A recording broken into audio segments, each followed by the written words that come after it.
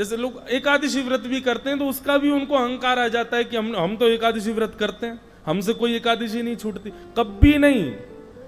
मैं फिर कह रहा हूं, जिसकी प्रेरणा या जिसकी कृपा से आपने ये नियम धारण किए ना, उसका बल आपसे करवा रहा है। जिस दिन आपने अहंकार किया उसी दिन वो बल शून्य हो जाएगा और फिर आपका नियम टूटेगा, निश्चित टूटेगा। इसलिए नियम में कभी अभिमान नहीं करना। तो महाराज जी को थोड़ा लगने लगा 4 साल हो गए, हमारा तो कोई मौन तोड़वा ही नहीं पाया, अब तो ये टूटेगा ही, अब तो ये हमारा स्वभाव बन गया मौन रहना। ठीक है। अब वो बाबा बेचारे सुदामा कुटी में भंडारा होते रहते हैं, भंडारे में गए, भंडारे में जाके बैठे, प्रसाद पा रहे, तो उनको गुलाब जामुन बहुत पसंद था। आसपास के साधुओं ने गुलाब जामुन परोसने वाले महाराज जी से कह दिया, बोले सुनो, सबको देना, इनको मत देना, और ये कितना भी मांगे फिर भी मत देना। बोल तो सकते नहीं है, इशारा करेंगे, तुम इनको देना नहीं। तो सबको गुलाब जामुन देते हुए जाएं, जैसे ही उन बाबा के पास जाएं तो बाबा कहें अच्छा बाबा नहीं चाहिए, ठीक है, आगे निकल गए। अब बाबा उसको देखे, बोले मैं मांग रहा हूं, ये दे नहीं रहा है। और वो परोसने वाला पीछे मुड़ के भी ना देखे कि कहीं नजर से नजर मिल गई तो पता चल जाएगा कि भाई ये तो जानबूझ के कर रहा है मेरे साथ। अब पंगत इतनी लंबी कि वो गुलाब जामुन वाला एक बार निकल के जावे तो 20 मिनट बाद आता था लौट के, इतनी लंबी पंगत। अब महाराज जी को ना पूड़ी सुहा रही है, ना सब्जी सुहा रही है, ना रायता सुहा रहा है, गुलाब जामुन वाले को दिख रहे, लौट के कब आएगा ये। और घूम घाम के फिर से लौट के जैसे गुलाब जामुन प्रसाद, गुलाब जामुन प्रसाद, गुलाब जामुन प्रसाद। जैसे ही आया बाबा के पास, गुलाब जामुन, अच्छा बाबा नहीं चाहिए, ठीक है, फिर आगे निकल गए। अब फिर 20 मिनट की प्रतीक्षा, फिर चले गए।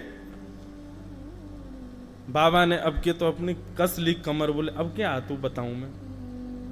अब की बार आया तो बाबा पहले ही आंख खोल करके बैठे थे।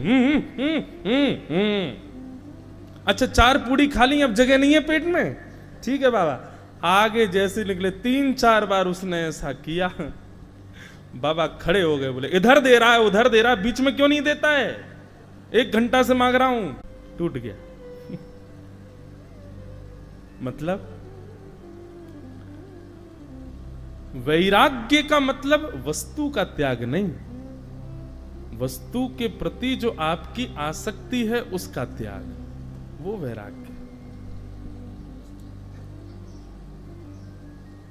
वो वैराग्य है।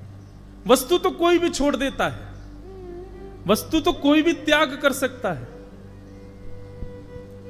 लेकिन वस्तु का त्याग करने पर उस वस्तु का कभी चिंतन चित नहीं पाते थे, उसके अतिरिक्त नहीं।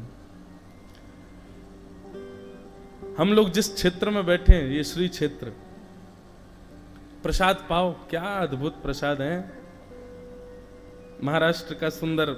हमको तो बढ़िया आनंद आता है पाने में। यहाँ की सी सब्जियां, यहाँ के से सब प्रसाद के स्वरूप हैं। इतने बहुव्यंजन बनते हैं यहाँ पर, सुबह अलग, दोपहर में अलग, शाम को अलग, ऐसी सुंदर प्रसादी ठाकुर जी की सिद्ध होती है। पर स्वयं महाराज जी वे पाते ही नहीं, कितने वर्षों से अन्न जल का त्याग कर रखा है, केवल नारियल पानी पी करके रहते हैं, सामान्य जल भी पान नहीं करते। मुझे बता रहे थे, हमारे मंदिर जी बताते रहते हैं थोड़े थोड़े भाव, केवल मंगलवार के दिन भिक्षा लेते हैं और वह भी केवल 8 ग्रास ही स्वीकार करते हैं। कुछ चित्त में लाओ, और ये दोनों ही सत्संग से ही सुलभ होंगे। नारद जी महाराज श्रीमद् भागवत में एक सुंदर बात कहते हैं कि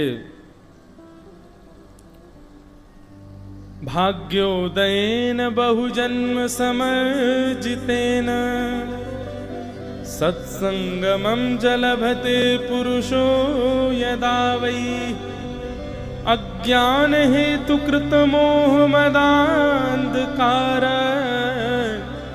नाशं विधाय तदोदयते विवेक।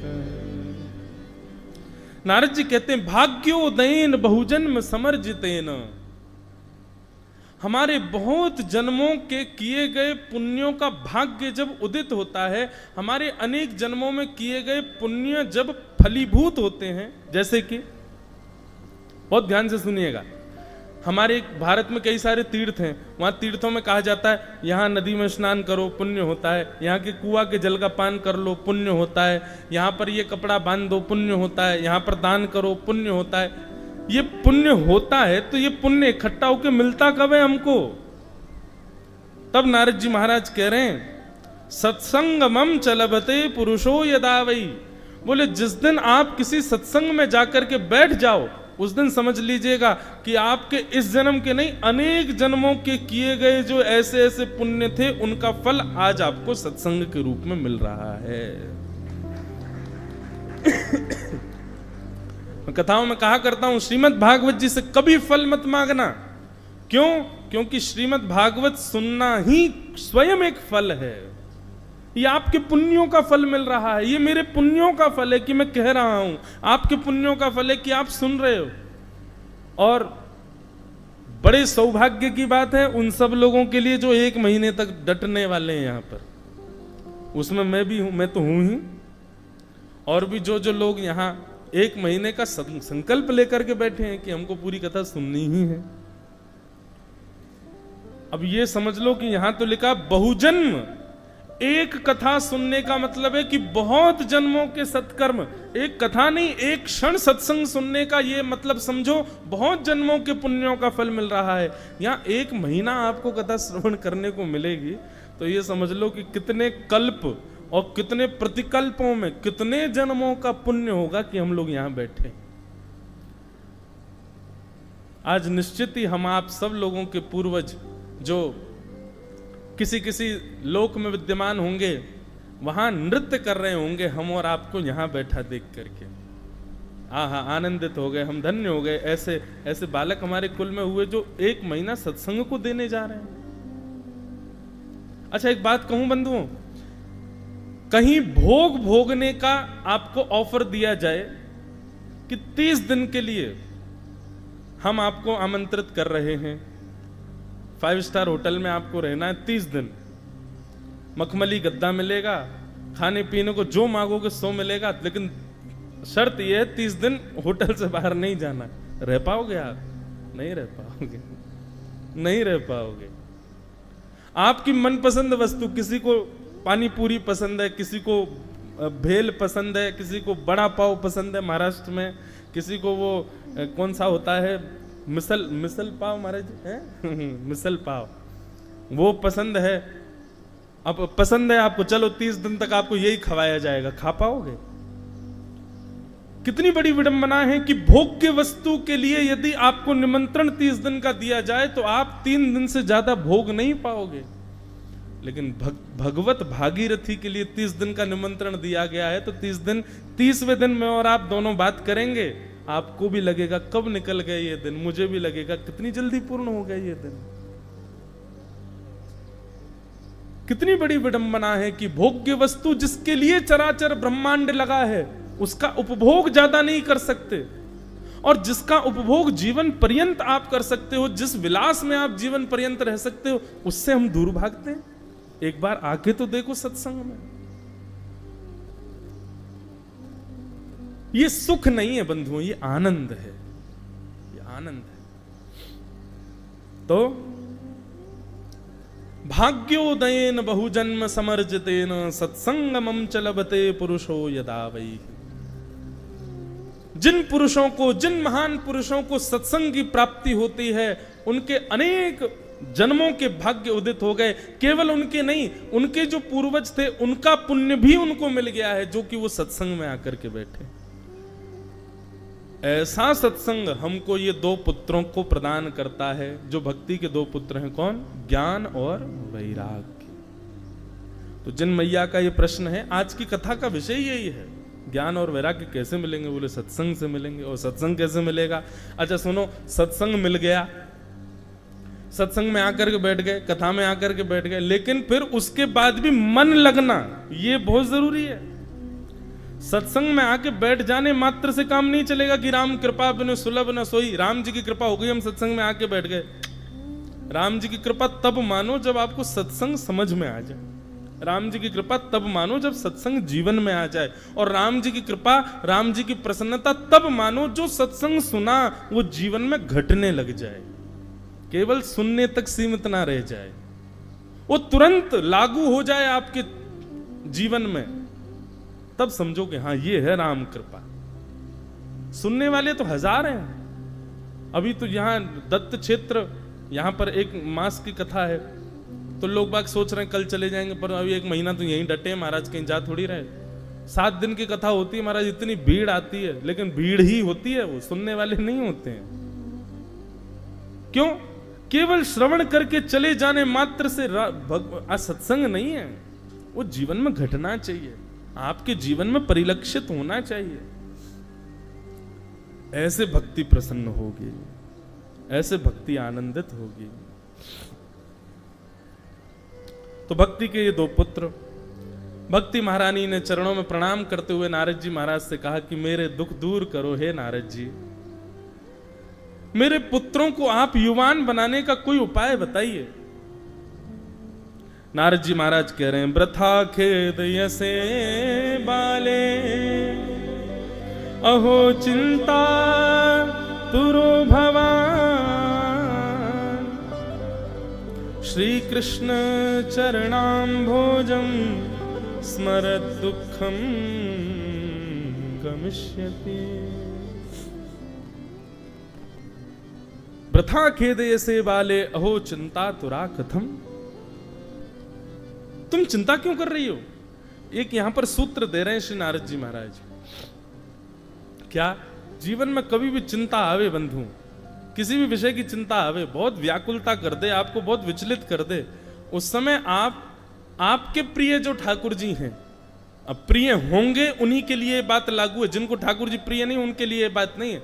जिनको ठाकुर जी प्रिय हैं, यदि उनके जीवन में कभी चिंता आवे तो चिंता आते ही नेत्र बंद करो, अपने प्रिय श्री ठाकुर जी के चरणार बिंदों का स्मरण करो। याद रहे श्री चरणों का ही स्मरण करना है। श्री कृष्ण चरणाम्भोजम, आप जैसे ही अपने प्रिय श्री ठाकुर जी के श्री चरणों का स्मरण करोगे, स्मरत दुखम गमिष्यति। नारद जी दावे से कह रहे हैं ये बात कि आप जैसे ही अपने ठाकुर जी के श्री चरणों का स्मरण करोगे, स्मरण करते ही आपकी चिंता, आपका दुख जो है वो दूर होगा होगा होगा, निश्चित होगा। अब इंतजार करो, जब चिंता हो तब करके देखना। चिंता जब जीवन में आवे, दुख जब जीवन में आवे, ठाकुर जी के चरणों का स्मरण करना। श्री कृष्ण चरणाम भोजम स्मरत दुखम गमिष्यति। ठाकुर जी का आप स्मरण कर लो जिस समय चिंता आवे, अगर आपका दुख दूर हो जाए तो समझ जाना कि आपके चित्त में भक्ति थी, इसलिए स्मरण होते ही दुख दूर हो गया।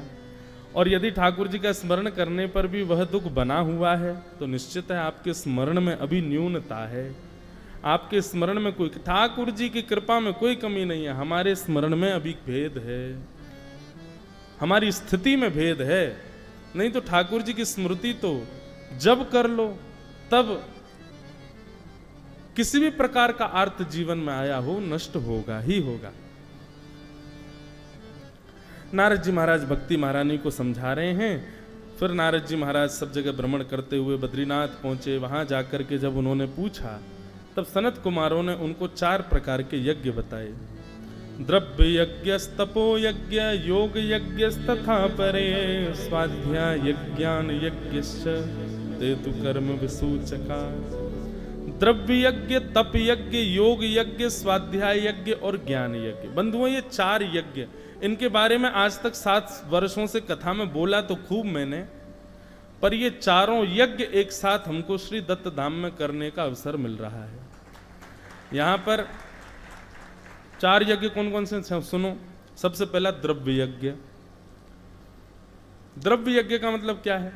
द्रव्य का मतलब ये भी होता है, द्रव्य का मतलब पुष्प अर्पण करना भी होता है, द्रव्य का मतलब किसी भी प्रकार से ये न केन सामग्रियों से ठाकुर जी को सुंदर प्रसन्न करना, ये द्रव्य यज्ञ के रूप में आता है। तप यज्ञ, तप यज्ञ यानी कि अपनी व्यवस्थाओं से थोड़ा अव्यवस्थित होकर के शरीर को रखना और उसके बाद ठाकुर जी की आराधना करना, तप यज्ञ। एक आसन पर बहुत देर तक बैठ करके कथा श्रवण करना, सामान्य से बिस्तर पर शयन करना, ज्यादा निद्रा, बहु निद्रा ना लेना। एक जगह मैंने कहीं शास्त्रों में पढ़ा, हमारे वेदज्ञ गुरुजन सब यहां बैठे हैं, 2 प्रकार के लोग भगवत प्राप्ति नहीं कर सकते, 2 प्रकार के लोगों को कभी भगवान नहीं मिल सकते। पहले प्रकार के व्यक्ति के अंदर 2 गुण, कौन कौन से? बहुत खाना और बहुत सोना। जो बहुत खाता होगा और बहुत सोता होगा उसको ठाकुर जी नहीं मिलेंगे।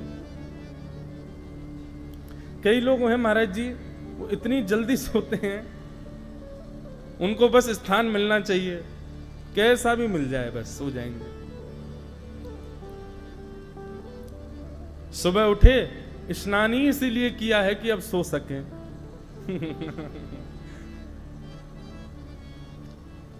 सोने के बाद फिर उठे, बाल भोग ही इसीलिए किया है कि दोबारा सो सके। फिर उसके बाद फिर उठे, फिर भोजन ही इसीलिए किया है कि फिर सो सके। और कथा में तो आए ही इसीलिए है कि कोने में सो सके। कितना सोते हैं लोग। तो बहुत खाने वाला, अति से ज्यादा खाने वाला और अति से ज्यादा सोने वाला, ये 2 लक्षण जिसमें होंगे वो भगवान को प्राप्त नहीं कर पाएगा। और दूसरा व्यक्ति जिसको भगवत प्राप्ति नहीं होगी, भगवत प्राप्ति में कोई ना कोई बाधा बनेगी, वो क्या है? बोले किसी सांसारिक चिंतन के कारण, सांसारिक विषय के कारण बिल्कुल ही ना सोवे और बिल्कुल ही ना खावे, उसको भी ठाकुर जी नहीं मिलेंगे। ये 4 प्रकार के लोगों, 4 लक्षण जिसमें हो, बहुत खाना, बहुत सोना और बिल्कुल ना खाना, बिल्कुल ना सोना, 4 प्रकार के लोगों को ठाकुर जी नहीं मिलते। क्यों? ऐसे भाव हम तो अपने ब्रज के भाव से समझें। बहुत खाने वाले और बहुत सोने वाले से ठाकुर जी सोचेंगे, बहुत खाने वाले से सोचेंगे सब रोज यही खा जाएगा, मुंह को छोड़ेगा ही नहीं, यहां से काय को मिलूं मैं। बहुत सोने वाले से इसलिए नहीं मिलेंगे, बोले पूरे दिन सोते ही रहेगा तो यहाँ के पास जाऊं क्यों मैं। और बिल्कुल ना खाने वाला, बिल्कुल ना सोने वाला, उससे क्यों नहीं मिलेंगे? बोले बिल्कुल ना खाने वाला मतलब, बोले जो स्वयं नहीं खा रहा वो मुझे क्या खिलाएगा। और जो स्वयं ही नहीं सो रहा, तो खुद नहीं सोएगा तो मन लगाने के लिए मोह परेशान करेगा। इसलिए भैया मध्यस्थ रहो। तो मैं क्या बता रहा था? हाँ, तप यज्ञ। तो पहला द्रव्य यज्ञ, दूसरा तप यज्ञ। अपने शरीर को व्यवस्थाओं से विमुक्त करके भगवत आराधना करना, यह तप यज्ञ कहलाता है। फिर चौथा है योग यज्ञ। योग यज्ञ का अभिप्राय क्या है? योग का अर्थ वैसे शास्त्रों में मिलन को कहा गया, मिलना, समयोग, श्रेष्ठ योग, सत्संगियों से मिलना, वैष्णवों से मिलना, पुरुषों को प्रणाम करना, ये सब योग के अंतर्गत आता है। द्रव्य यज्ञ, तप यज्ञ, योग यज्ञ, और फिर चौथा आया स्वाध्याय यज्ञ। स्वाध्याय मतलब स्वयं अध्ययनम, स्वयं अध्ययन करो। गुरुदेव के द्वारा जो पढ़ाया गया उसी विषय का फिर स्वयं अध्ययन किया जाए, एकांत में बैठ करके, उसको स्वाध्याय यज्ञ कहते हैं। बंधुओं, द्रव्य यज्ञ, तप यज्ञ और योग यज्ञ से भी ऊंचा है स्वाध्याय यज्ञ। कई बच्चे बहाना बना देते हैं, पढ़ने ना पढ़ने के लिए वे लोग कथाओं में भाग जाते हैं और ना पढ़ने के लिए वे लोग मंदिर आदि और ये उत्सव आदियों में आ जाते हैं। नहीं, ऐसा नहीं करना है कभी भी। जब आप स्वाध्याय की स्थिति में हो तो उस समय आपका स्वाध्याय ही आपके सारे यज्ञों को पूर्ण करेगा। स्वाध्याय में प्रमाद करके, यदि उसका त्याग करके आप अन्य किसी साधन को यदि श्रेष्ठता प्रदान कर रहे हो तो ये गलत है। तो द्रव्य यज्ञ, तप यज्ञ, योग यज्ञ, स्वाध्याय यज्ञ, और सबसे बड़ा यज्ञ कौन सा है? ज्ञान यज्ञ, जो हम आप सब लोग कर रहे हैं। एक वक्ता बैठ करके सुंदर सदग्रंथ को सन्मुख रख करके आपको उसका भाव व्यक्त करे, इसको कहते हैं ज्ञान यज्ञ। और ये मैंने कहा ना, चारों मेरे हो रहे हैं यहाँ पे। 2 दिन हो गए, 2 दिन में अनुभव हो रहा है। द्रव्य यज्ञ भी हो रहा है, तप यज्ञ भी हो रहा है, योग यज्ञ भी हो रहा है, स्वाध्याय यज्ञ भी हो रहा है और ज्ञान यज्ञ भी हो रहा है।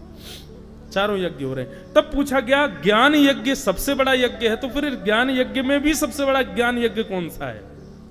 तब कहते हैं सत्कर्म सूचको नूनम ज्ञान यज्ञ स्मृतो बुधैः श्रीमद् भागवतालाप सतु गीतस्सुकादिभिः।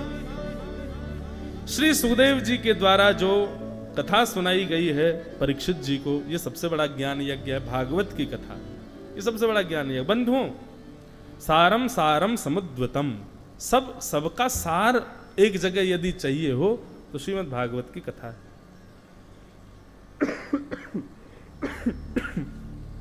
सबका सार विद्यमान है श्रीमद् भागवत में। दूध का सार क्या है बताओ? दूध का सार क्या है? घी। दूध का सार घी होता है। एक हाथ में दूध हो, दूसरे हाथ में घी हो, और आपको कह दिया जाए एक का त्याग करना है, किसका त्याग करोगे? दूध का त्याग कर दोगे, घी का त्याग नहीं करोगे, क्योंकि घी सार है, घी मूल्यवान है, घी श्रेष्ठ है। ठीक वैसे ही समस्त शास्त्र, समस्त वेद, पुराण, उपनिषद, जो भी हमारे शास्त्र आदि सब वर्णित हैं, सब श्रेष्ठ हैं, पर सबका सार विद्यमान है श्रीमद् भागवत। श्रीमद् भागवत सबका सार है, सब विद्यमान है, ये घी है। ऐसी भागवत की महत्ता सुनकर के श्री नारद जी महाराज ने सनत कुमारों से कहा, बोले भगवान ये भागवत की कथा कैसे होगी, कहाँ होगी, जरा इसके बारे में हमको थोड़ा बताओ।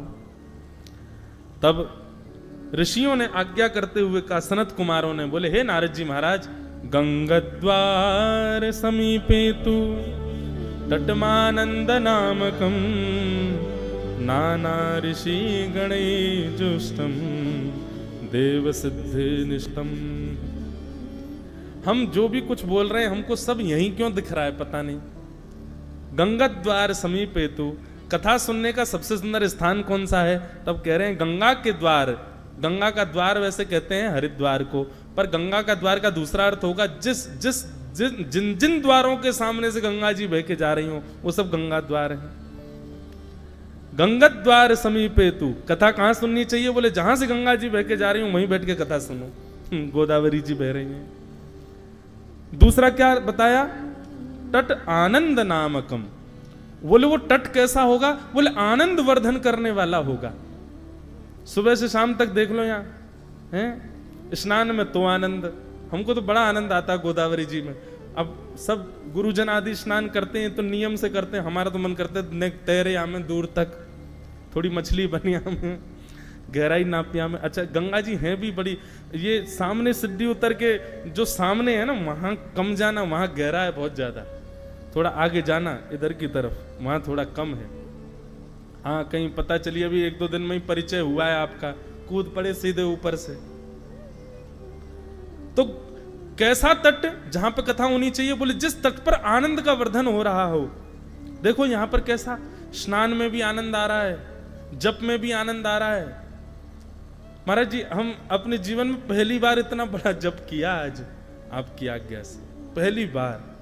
हम जब वब कहाँ, हम तो भैया कथा वथा कहते हैं, बढ़िया सुंदर अध्ययन करते हैं, गुरुजनों से स्वाध्याय मनन चिंतन करते हैं, जप में कहाँ। लेकिन महाराज जी ने आज्ञा करी उस अनुसार पहली बार इतना सुख मिला चित्त को।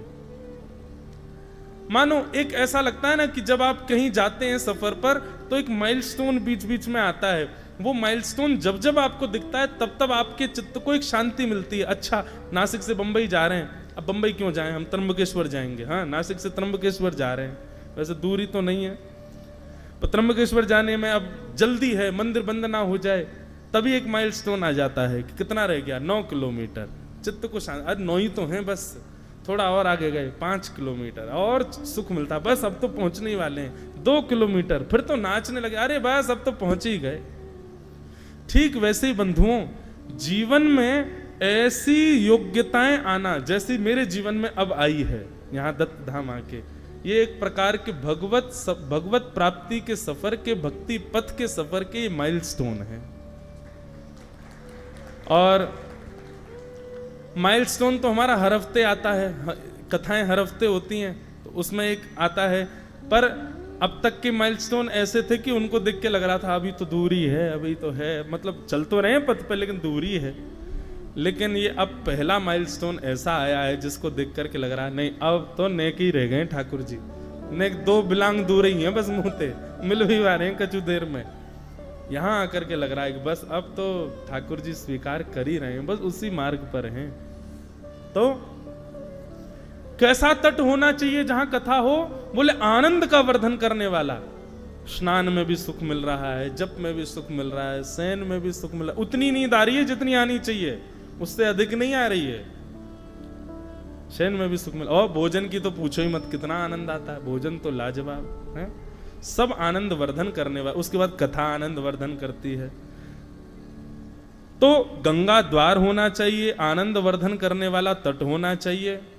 और तीसरा वो भी यहां हो रहा है, क्या? नाना ऋषि गणैर्जुष्टै, नाना ऋषि गणैर्जुष्टम्, अनेक ऋषि, अनेक विद्वज्जन, अनेक महत्पुरुष जन जहां एकजुट होकर के विराजमान हो गए हों। यहां कौन बैठा? यहां सामान्य लोग कम बैठे, यहां पर सब ऋषि महापुरुष ही बैठे हैं, यहां पर सब साधक ही बैठे हैं, यहां पर सब जापक ही बैठे हैं। एक प्रकार से ऐसा लग रहा है कि श्री सनत कुमार जिस स्थान की आज्ञा दे रहे हैं वो स्थान यही है, यही वो सुंदर स्थान है। तटमानंद नामकम देव सिद्ध निषेवितम, देवता भी जहां पर आकर के अविराजित हो गए हो, जहां साक्षात दत्तात्रेय विराज रहे हैं, जो देवताओं के भी गुरु हैं, कल्प गुरु हैं, ऐसे गुरु जहां विराज रहे हैं, तो निश्चित ही कथा होने वाले जो स्थान नियुक्त किए, वैसे तो जहां कथा हो जाए वहां ये अपने आप अवस्थित हो जाते हैं, कथा जहां होती है वहां ये अपने आप अवस्थित हो जाते हैं, पर यहां जहां पर ये पूर्ण पहले से ही अवस्थित हो वहां कथा हो, उसका आनंद अलग होता है। इस प्रकार सनत कुमारों ने नारद जी से कहा, और नारद जी से कहा जाइए ऐसा सुंदर स्थान कहाँ है? बोले बद्रीनाथ से थोड़ा नीचे जाओगे तो वही ऋषिकेश ही ऐसा सुंदर स्थान है, वहां पर सुंदर कथा की व्यवस्था की गई। व्यास के रूप में सनत कुमार पधारे, सनक सनंदन सनातन सनत कुमारों ने आकर के व्यासपीठ को सुशोभित किया। बड़े सुंदर ऋषि गण सब आकर के श्रोता बनकर के बैठ गए, कथा सुनाना प्रारंभ किया। अनेक बातें यहाँ पर कही गई। हमारा तो महात्म्य 1 महीना चलेगा लग रहा है, ऐसा इतनी सुंदर सुंदर भाव हैं। उन सबको प्रणाम करें। सनत कुमारों ने बड़े सुंदर भाव कहे, 1-2 कह देते हैं। क्या कह रहे हैं? सनत कुमारों ने व्यास मंच पर विराजमान होकर के कहा,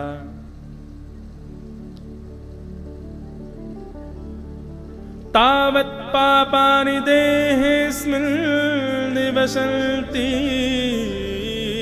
तपोधना यावन् श्रूयते सम्यक् श्रीमद्भागवतं नरैः। व्यक्ति के चित्त में पाप तब तक रहता है जब तक वो श्रीमद् भागवत की कथा को श्रवण करके अपने चित्त में अनुकरणीय ना कर ले, उसको जीवन में उतार ना ले, तब तक उसके चित्त में पाप रहेंगे। लेकिन जैसे ही व्यक्ति श्रवण करके अपने जीवन में उतारना प्रारंभ कर दे, अपनी दिनचर्या में लाना प्रारंभ कर दे सुनी हुई भागवत की चर्चाओं को, उसी दिन उसके बिना किसी अथक प्रयास के उसके सारे पाप उसका त्याग कर देंगे। बंधुओं, क्या सूत्र है पता है? कई लोग काम करते हैं, मेडिटेशन करते हैं, दुनिया भर के यत्न करते हैं, किसके लिए? अपने दुर्गुणों का त्याग करने के लिए। किसी के अंदर क्रोध बहुत है, किसी के अंदर लोभ है, किसी के अंदर ईर्ष्या है, आदि आदि जो भी दुर्गुण हैं।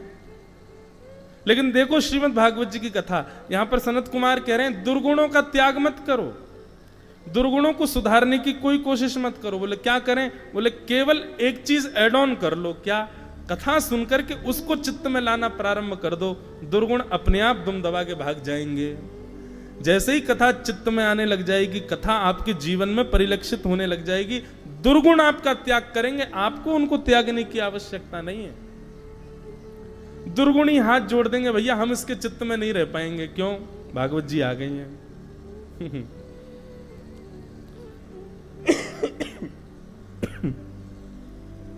वाह, ऐसी भागवत की कथा।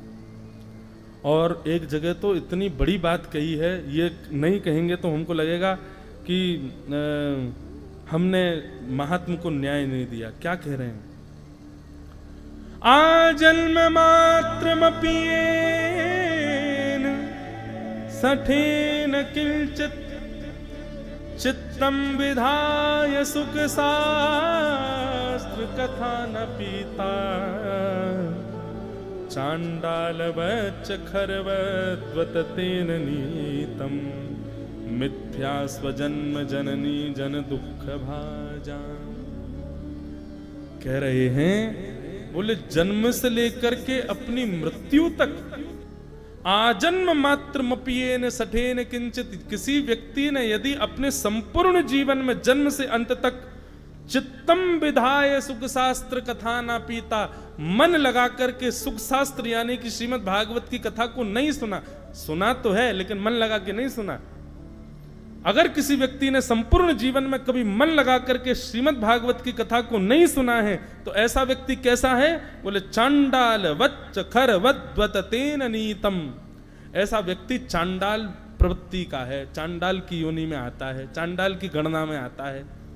और उसका जन्म किसके लिए हुआ? जैसे किसी का जन्म किसी का यश बढ़ाने के लिए, गौरव बढ़ाने के लिए, संपत्ति बढ़ाने के लिए। लेकिन ऐसा व्यक्ति जिसने जीवन में कभी श्रीमद् भागवत को चित्त लगा के नहीं सुना, ऐसे व्यक्ति का जन्म केवल एक कार्य के लिए हुआ है। किस कार्य के लिए? मिथ्या स्वजन्म जननी जन दुख भाजाम। जन्म देते समय और 9 महीने तक मां को जो प्रसव रखने में पीड़ा होती है, केवल और केवल एक मां को वो पीड़ा देने के लिए उस बालक का जन्म हुआ है, जिस बालक ने कभी जीवन में चित्त लगा करके भागवत की कथा को नहीं सुना। इतनी बड़ी बात भगवान के प्रथम अवतार सनत कुमार कह रहे हैं तो ये सामान्य बात नहीं है बंधु, ये सामान्य चर्चा नहीं है। एक प्रकार से ये इसको पाप भी कह दें तो ये पाप ही है कि आप कथा में भी आए लेकिन कथा मन लगा के नहीं सुनी, ये भी एक प्रकार का पाप ही है। इस प्रकार सनत कुमार प्रवचन कर रहे थे, कथाएं सब श्रोता बैठ करके सुन रहे थे। तभी वहां पर भक्ति महारानी अपने तरुण पुत्रों के साथ में वहां पर प्रकट हो गई। जो वृद्ध बालक थे अब वो तरुण हो गए, युवान हो गए। भक्ति सुतौ तौ तरणौ गृहीत्वा प्रेमैक रूपा सहसा विरासित। श्री कृष्ण गोविंद हरे मुरारे नाथेति नामानि मुहुर्वदन्ति। श्री कृष्ण गोविंद हरे मुरारे नाथेति नामानि मुहुर्वदन्ति। इसका कीर्तन करते हुए भक्ति ज्ञान वैराग्य वहीं प्रकट हो गए। भक्ति के दोनों पुत्र ज्ञान और वैराग्य भागवत की कथा सुनते ही युवान हो गए। बोलो भक्ति महारानी की जय, श्रीमद् भागवत महापुराण की। तो उद्देश्य क्या होना चाहिए कथा सुनने का? हमारे ज्ञान का वर्धन हो। ज्ञान का वर्धन बंधुओं किस रूप में? ध्यान से सुनना। ज्ञान बढ़ने पर यदि अहम आ रहा है तो वो ज्ञान नहीं है।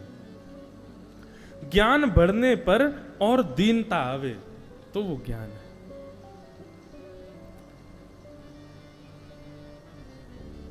ज्ञान बढ़ने पर दीनता आती है और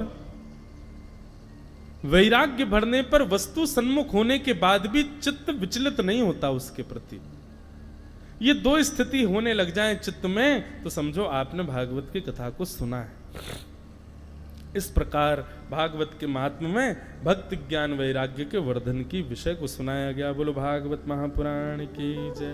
महात्म्य में आगे सुंदर श्री गोकर्ण जी महाराज की कथा और धुंधुकारी का उपाख्यान सुनाया गया कि के विशुद्ध्यन्ति वदन्तु मह्यम् सप्ताह यज्ञेन कथामयेन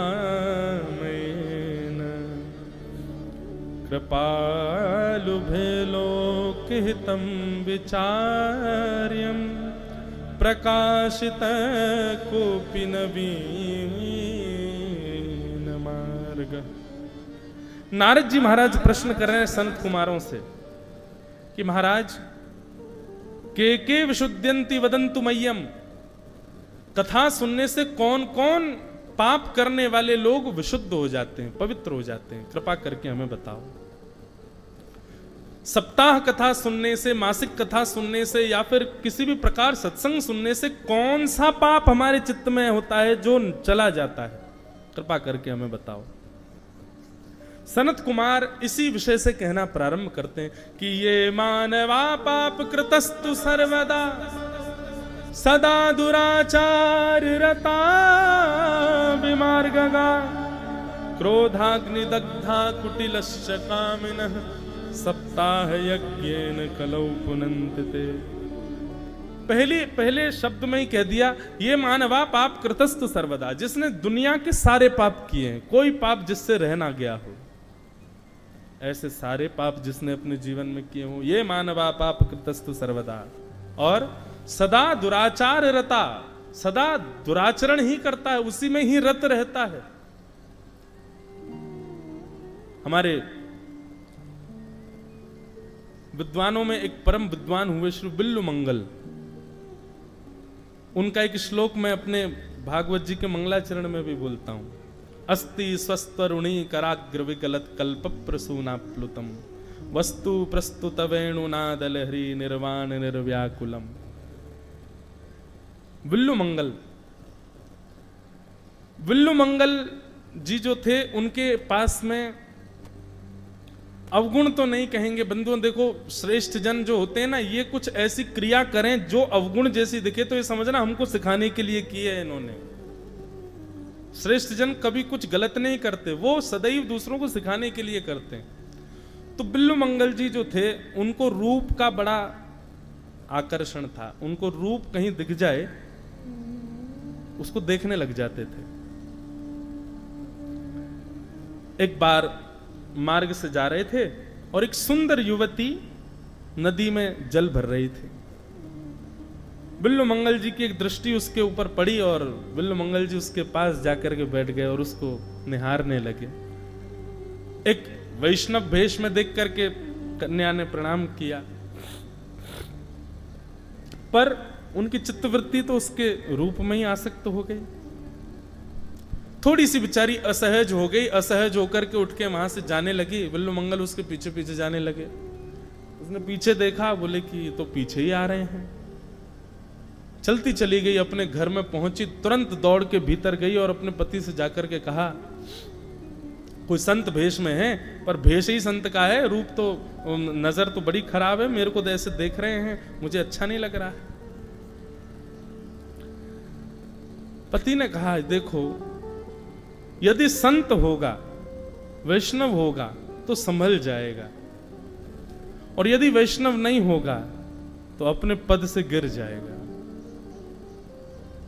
द्वार खोल करके बिल्लु मंगल जी को भीतर बुलाया। पत्नी बोली क्या कर रहे हो, कैसे पति हो आप, हैं? वो मेरे को देख रहा है, आप उसको घर में बुला रहे हो। बोले तुम बैठो। बिल्लु मंगल जी को घर में बुलाया, आकर के बैठ गए, आसपास देखने लगे कहाँ है वो युवती, सुंदर रूप जिसका था। अंदर जाकर के पति ने बिल्लु मंगल जी से पूछा महाराज जी प्रसाद पाएंगे? बोले हाँ बिल्कुल पाएंगे, तुम्हारी पत्नी बनाएगी तो पाएंगे। हाँ वही बनाएगी महाराज जी, आप आज्ञा करो, पाएंगे? बोले जी पाएंगे। पत्नी से जाकर बढ़िया सुंदर भोजन बनाओ, महाराज जी पधारे हैं। पत्नी की तो आंखें चढ़ी हुई थी। बोले कैसे पति हो तुम, तुमसे आके शिकायत की, तुम क्या कर रहे हो? बोले बस तुम करो, हम कुछ देखना चाहते हैं। भोजन प्रसाद सिद्ध करके एक थाल में सजा करके ले जाने लगी। पति ने कहा ऐसे नहीं, श्रृंगार करके जाओ। बोले श्रृंगार करके जाओ मतलब? बोले करो तो सही एक बार, मुझे देखना है कुछ। श्रृंगार करके वो युवती थाल लेकर के गई, बिल्लु मंगल जी के सामने चौकी पर पधरा दिया। अब बिल्लु मंगल जी ने तो सामान्य रूप देखा था, अब श्रृंगार का रूप देखा तो रूप देखते ही बिल्लु मंगल जी के नेत्र पहले तो खुले रह गए और अचानक से नेत्र बंद हुए, और बंद होते ही चित्त में मन में भाव आने लगा। एक सामान्य सांसारिक कन्या, उसका रूप लावण्य देख करके मैं इतना आसक्त हो गया कि उसके पीछे पीछे उसके घर तक चला आया। उसके लिए मैंने श्री कृष्ण का मुझे साक्षात दर्शन हो रहा होता। एक सामान्य स्वभाव चित्त में आया कि एक सामान्य संसारी व्यक्ति के लिए हम इतना कर देते हैं, इतने सब कुछ भावों का त्याग, इतने नियमों का त्याग कर लेते हैं। यदि इतना त्याग, इतनी स्थिति का त्याग यदि ठाकुर जी के लिए किया होता तो ठाकुर जी मिल गए होते। बिल्लु मंगल जी ने नेत्र खोले और उस कन्या से कहा सुनो, तुम्हारे घर में सुई है? बोले जी। बोले 2 कांटे लेके आओ, 2 सुई लेके आओ। बोले सुई का क्या करेंगे? बोले बस लेके आओ। कन्या 2 कांटे लेकर के आई और ला करके बिल्व मंगल जी के सामने रखा। किंचित भी, एक क्षण भी विलंब नहीं किया। बिल्व मंगल जी ने दोनों कांटों को लेकर के अपने नेत्रों को ही फोड़ दिया। बोले जो नेत्र संसार के रूप को देखने के आसक्त हो गए, अधीन हो गए, ये जीवित रहने के अधिकारी नहीं है। अक्षणवतां फलमिदं न परम विदाम। वेणुगीत के प्रथम श्लोक में गोपियां कहती हैं, हमको आंख मिली है तो इन आंखों को मिलने का साफल्य क्या है, इन आंखों को मिलने का लाभ क्या है। किसी ने आपको चांदी का लोटा दिया तो उस चांदी के लोटे का लाभ क्या? उसमें दूध पियो, उसमें अमरस पियो, उसमें जल पियो, उसमें साधन डाल के उसका उपयोग करो। किसी ने आपको सुंदर चांदी की थाली दी, उसमें प्रसाद पाओ। किसी ने आपको सुंदर गहना दिया, पहन करके गले में घूमो। वस्तु मिलने पर उसका उपयोग किया जाता है ना। नेत्र मिलने का हमने क्या उपयोग किया? हमने नेत्र मिलने का ऐसा उपयोग किया कि चांदी का कटोरा मिला, चांदी का पात्र मिला, हम उसमें मट्टी धर के बैठे हैं। ऐसा ही हमने और आप सबने इन नेत्रों के मिलने के बाद किया है। इन नेत्रों से केवल और केवल सांसारिक वस्तुओं का दर्शन किया है। गोपियां वेणु गीत में कहती हैं, आंख मिलने पर यदि इन आंखों से कभी बरहा पीड़म नटवर वपुः कर्णयो कर्णकारम विभ्रदवासः कनक कपिसं वैजयंतीं चमालाम रंध्रान वेणो अधर सुधया पूरयन गोप वृंदै वृंदारण्यम स्वपदरमणम प्राविशद गीत कीर्ति। ऐसे श्याम सुंदर का यदि आपने दर्शन नहीं किया तो आपने नेत्र पाकर के भी उन नेत्रों का पूर्ण उपयोग नहीं किया है।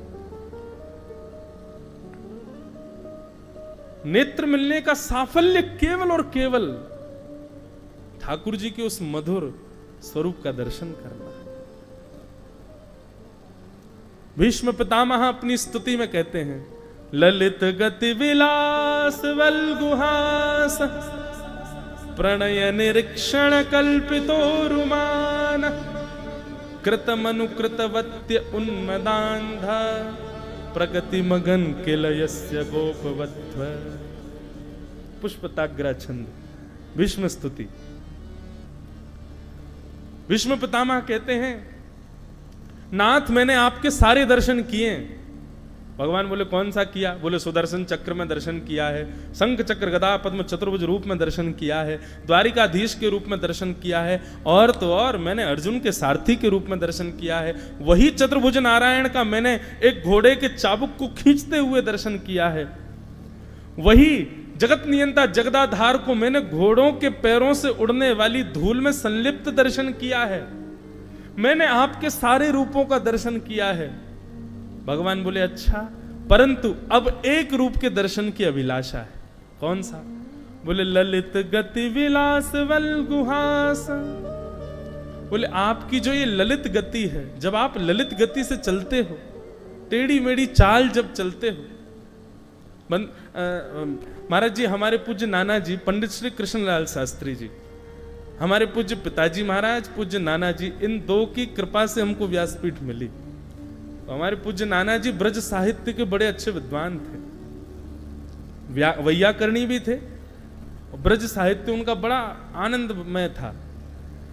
वे वर्णन करते थे, बोले लाला, ब्रज भाषा में बोलते थे, बोले लाला तो पतो लाला हमारो श्याम सुंदर टेढ़ी मेढ़ी चाल काई को चले। मैंने कि नाना जी काई को चले? तो बोले बड़े भाव हैं, लेकिन वहां के पीछे एक भाव जे और है। मैंने कि कहा है? बोले ठाकुर जी को अवतार, ब्रजभाषा समझ में आ रही है? सबको आ रही ना? पर हमको मराठी नहीं आएगी तो कहीं हमसे मराठी मत बोलना, हमको तो ब्रजभाषा हिंदी आती। तो हमारे नाना जी बताते, बोले लाला टेढ़ी मेढ़ी चाल काई को चले हमारो कन्हैया। बोले ठाकुर जी का अवतार अनेक कारणों से होता है, पर उसमें एक कारण ये होता है कि लाला ठाकुर जी के दो पत्नी हैं, श्रीदेवी और भूदेवी। श्रीदेवी यानी लक्ष्मी, भूदेवी यानी पृथ्वी। ठाकुर जी पृथ्वी को सुख देने के लिए, पृथ्वी को मिलन करने के लिए ठाकुर जी अवतार धारण करते हैं। अब बोले श्याम सुंदर जब चलते हैं तब उनके आगे पीछे गैया चलती हैं, और गैया जब चलती हैं तो ऐसे, ये आजकल जैसे रोड तो थे नहीं तब जब ठाकुर जी चलते, ठाकुर जी तो धूल में चलते थे।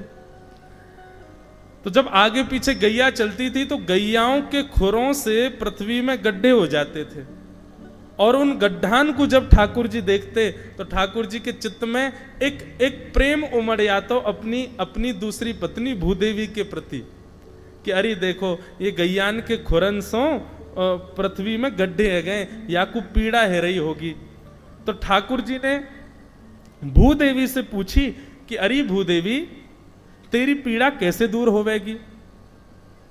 तब भूदेवी ने कही कि ठाकुर जी पीड़ा तो कहां तक कहें, ये सब संसार के लोग मुंह पे चलें, पीड़ा तो मुंह को हेती रहे, अब तो मैं आदि है गई हूं। ठाकुर जी बोले नहीं नहीं, हमारो जन्म भयो, हम तेरी पीड़ा को निवारण करेंगे, तू बता तेरी पीड़ा कैसे दूर होगी। तब भूदेवी कहती है ठाकुर जी यदि आपके निरावृत चरणों का स्पर्श मेरे किसी भी इस प्रकार के सूक्ष्म भाव को प्राप्त होगा तो मेरी पीड़ा दूर हो जाएगी। इसीलिए वृंदावन में ठाकुर जी ने पादुका नहीं, पदत्राण धारण नहीं किए अपने चरणों में। अब ठाकुर जी जब चलते हैं तो नीचे दृष्टिपूतम निषेध पादम, अपनी दृष्टि से नीचे देखते हुए चलते हैं, और जहां जहां ठाकुर जी को गड्ढे दिखाई देते हैं वहां वहां ठाकुर जी चरण रखते हैं। अब एक गड्ढा यहाँ पे, दूसरा गड्ढा वहां है तो ठाकुर जी वहीं चलते हैं, तीसरा गड्ढा वहां तो वहां जाते हैं, चौथा, तो इस प्रकार ठाकुर जी चलते हैं। दूर से देखने वालों को दिखता है ललित गति विलास वल्गुहास। ठाकुर जी को नाम ही धर दियो बांके बिहारी। बांके मतलब टेढ़े मेढ़े बिहारी, वो टेढ़े मेढ़े है नहीं, भूदेवी को सुख देने के लिए टेढ़े मेढ़े हो रहे हैं। ये भाव हमारे पूज्य नाना जी सुनाते थे। तो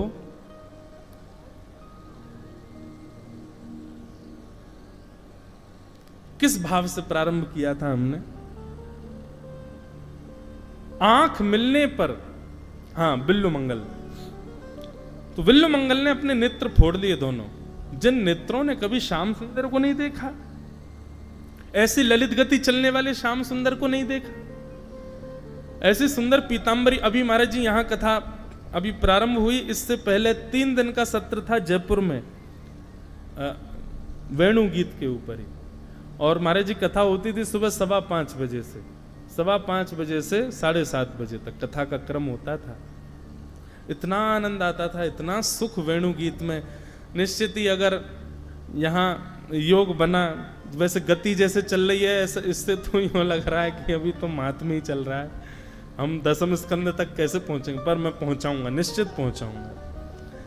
और जब वेणु गीत आएगा, बहुत सुंदर है वेणु गीत। गोपी गीत का व्याख्यान सब सुनते हैं, गोपी गीत सब गाते हैं, पर हम दत्त भगवान के चरणों में गोपियों के द्वारा गाए गए 4 गीत हैं, वेणु गीत, गोपी गीत, युगल गीत और प्रणय गीत।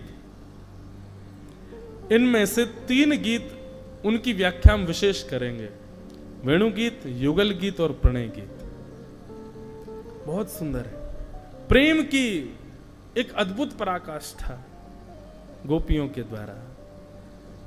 तो गोपियां कहती हैं अक्षणवताम फलमिदम न परम विदामा। हमारे श्री वृंदावन के श्री राधा वल्लभ लाल जी को जिन्होंने अविराजित किया, ऐसे श्री हितरवंश महाप्रभु कहते हैं ठाकुर जी देखा तो एक आंख से भी जा सकता था, आपने हमको 2 आंखें क्यों दी, आपने हमको 2 नेत्र क्यों प्रदान किए।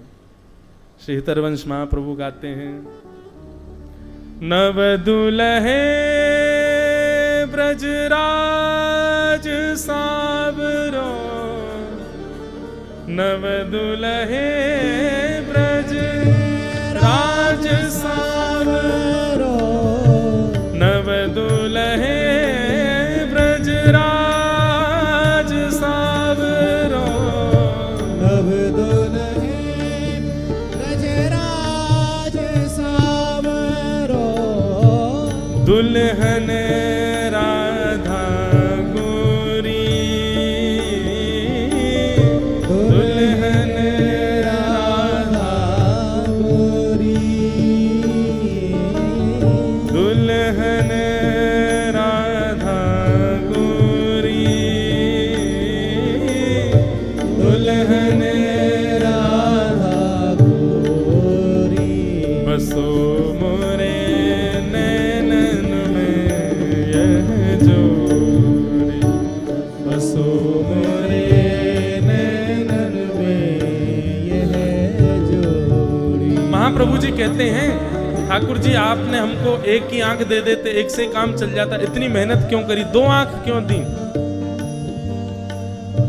तब हमारे वृंदावन रस के भाव से श्री हितरवंश महाप्रभु कहते हैं, ओहो अब समझ आया आपने दो आंखें क्यों दी हैं।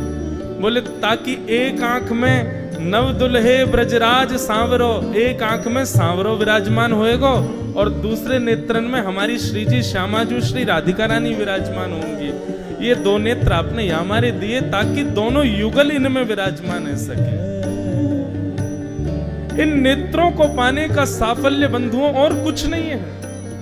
इन नेत्रों से संसार देखना, संसार के विषय देखना, संसार की भोग वस्तु देखना, संसार के प्राणियों को देखना, संसार के सौंदर्य को देखना, इन नेत्रों का कर्म नहीं है।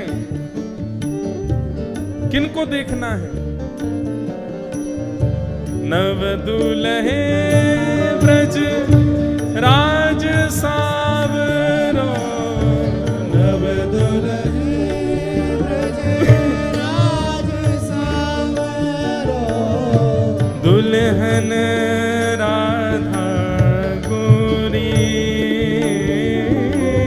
दुल्हन राधा गोरी, बसो मोरे नैनन में यह जोड़ी, बसो मेरे नैनन में यह जोड़ी। हित हरिवंश करी न्योछावर,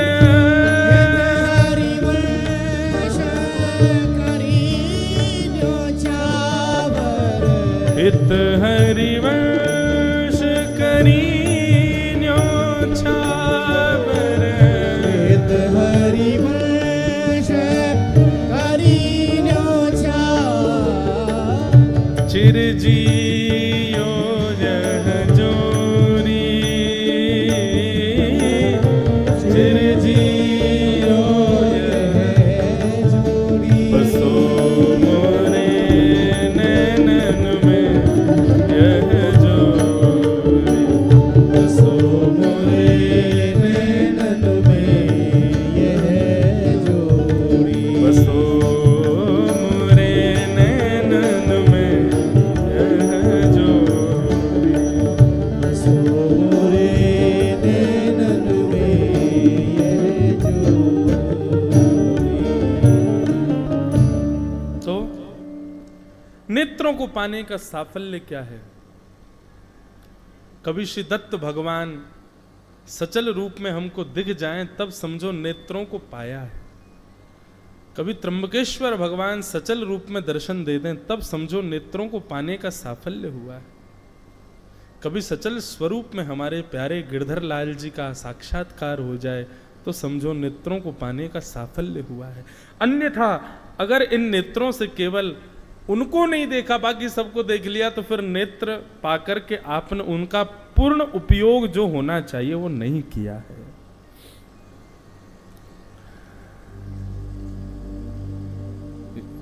तो ये विषय हमने प्रारंभ किया था, ये मानवा पाप कृतस्तु सर्वदा सदा दुराचारि रता विमार्गगा क्रोधाग्निदग्धा कुटिलश्च कामिनः सप्ताह यज्ञेन कलौ पुनन्ति ते। जिस मानव ने दुनिया के सारे पाप कर्म किए हैं कोई पाप उससे बचा ना हो, सदा दुराचार रता, सदा दुराचरण में ही रत रहता हो, क्रोधाग्नि दग्धा कुटिलश्च कामिनः, क्रोध की अग्नि में दग्ध रहता हो, कामी हो, कुटिल हो, ऐसा व्यक्ति भी यदि 7 दिन सप्ताह कथा का श्रवण कर ले तो पुनन्तिते, वो पवित्र हो जाता है। बस सुने ना। पिबत भागवतम रसमालयम मुहुर्हो रसिका भुवि भावुका, पियो, कथा को जीवन में लाओ। इस प्रकार बताते हुए सनत कुमारों ने कहा कि भैया यदि माता पिता से बैर करने वाला बालक भी हो, ऐसा बालक भी यदि कथा सुने तो पवित्र हो जाता है। सत्येन हीना पितृमातृ दूषका, नारद जी महाराज बोले, भगवान मुझे इस बात पर थोड़ा कम विश्वास है, माता पिता से बैर करने वाला कथा सुनने से कैसे पवित्र हो सकता है। तब उन्होंने एक कथा सुनाई। एक आत्मदेव नाम के ब्राह्मण थे, उनकी एक पत्नी थी जिसका नाम था धुंधुली। ये एक तुंगभद्रा नदी के तट पर रहते थे, इनके कोई संतान नहीं थी। इसकी कितनी सुंदर व्याख्या एक आचार्य करते हैं। तुंगभद्रा, तुंगभद्रा का मतलब क्या है? अतिशय कल्याण करने वाली ऐसी नदी, उसके तट पर एक आत्मदेव ब्राह्मण रहते हैं। तो वे वर्णन करते हुए कहते हैं, अतिशय कल्याण करने वाला संसार में कौन है? बताओ, बताइए, संसार में अतिशय कल्याण करने वाला कौन है? हमारा खुद का शरीर, जो जिसके लिए दत्तात्रेय भगवान कहते हैं, देहो मम गुरु, ये देह हमारा गुरु है। सबसे ज्यादा संसार में कल्याणकारी यदि कोई है तो वो हमारा शरीर है। बस इस शरीर का उपयोग उस तरीके से किया जाए कि कल्याण करे। नेत्र, अरे दुनिया में कोई कल्याण करने वाला, संसार में कोई व्यक्ति आपका कल्याण किसी एक कारण से, आपका शरीर कितने प्रकार से आपका कल्याण करने के लिए तत्पर खड़ा है। नेत्रों से कल्याण करेगा, कानों से कल्याण करेगा, जिह्वा से कल्याण करेगा, चरणों से कल्याण करेगा, हाथ से कल्याण, हर स्थिति से आपका कल्याण करने के लिए तैयार बैठा है। आप करवा नहीं रहे हो वो बात अलग है। तो आचार्य प्रवर कहते हैं कि तुंगभद्रा, यानी कि तुंगभद्रा नदी कौन है? बोले हमारा शरीर ही तुंगभद्रा तट है। और इस तुंगभद्रा नदी के तट पर कौन रहते हैं? आत्मदेव ब्राह्मण, हमारी आत्मा, वही वो ब्राह्मण है, आत्मदेव ब्राह्मण। और उस आत्मा का एक पत्नी है, उस पत्नी का नाम क्या है? बोले धुंधुली। ये धुंधुली कौन है? हमारी मति, ये हमारी पत्नी है। समझ रहे हैं बात को? बहुत ध्यान से सुनिएगा, बड़ा अच्छा विषय है। हम तो सोच रहे थे जल्दी पल्दी करके आगे निकले, अब अपने आप ही वो विषय ऐसा याद आया तो थोड़ा कह के बस चलते हैं। आज प्रथम स्कंद शुरू होगा। तो तुंगभद्रा यानी कि अतिशय कल्याण करने वाले शरीर में एक आत्मा रहती है जो कि आत्मदेव ब्राह्मण है। उसकी एक पत्नी है जिसका नाम धुंधुली है, यानी कि हमारी मति उसकी पत्नी है। और इस आत्मा के, आत्मदेव के पास में सब कुछ है पर संतान नहीं है। संतान क्या है? सुख। शरीर है कल्याण करने वाला, पत्नी है मति धुंधुली, आत्मदेव स्वयं आत्मा है, परंतु इसके पास संतान नहीं है। संतान यानी कि सुख। सब भाग रहे हैं उसी के लिए।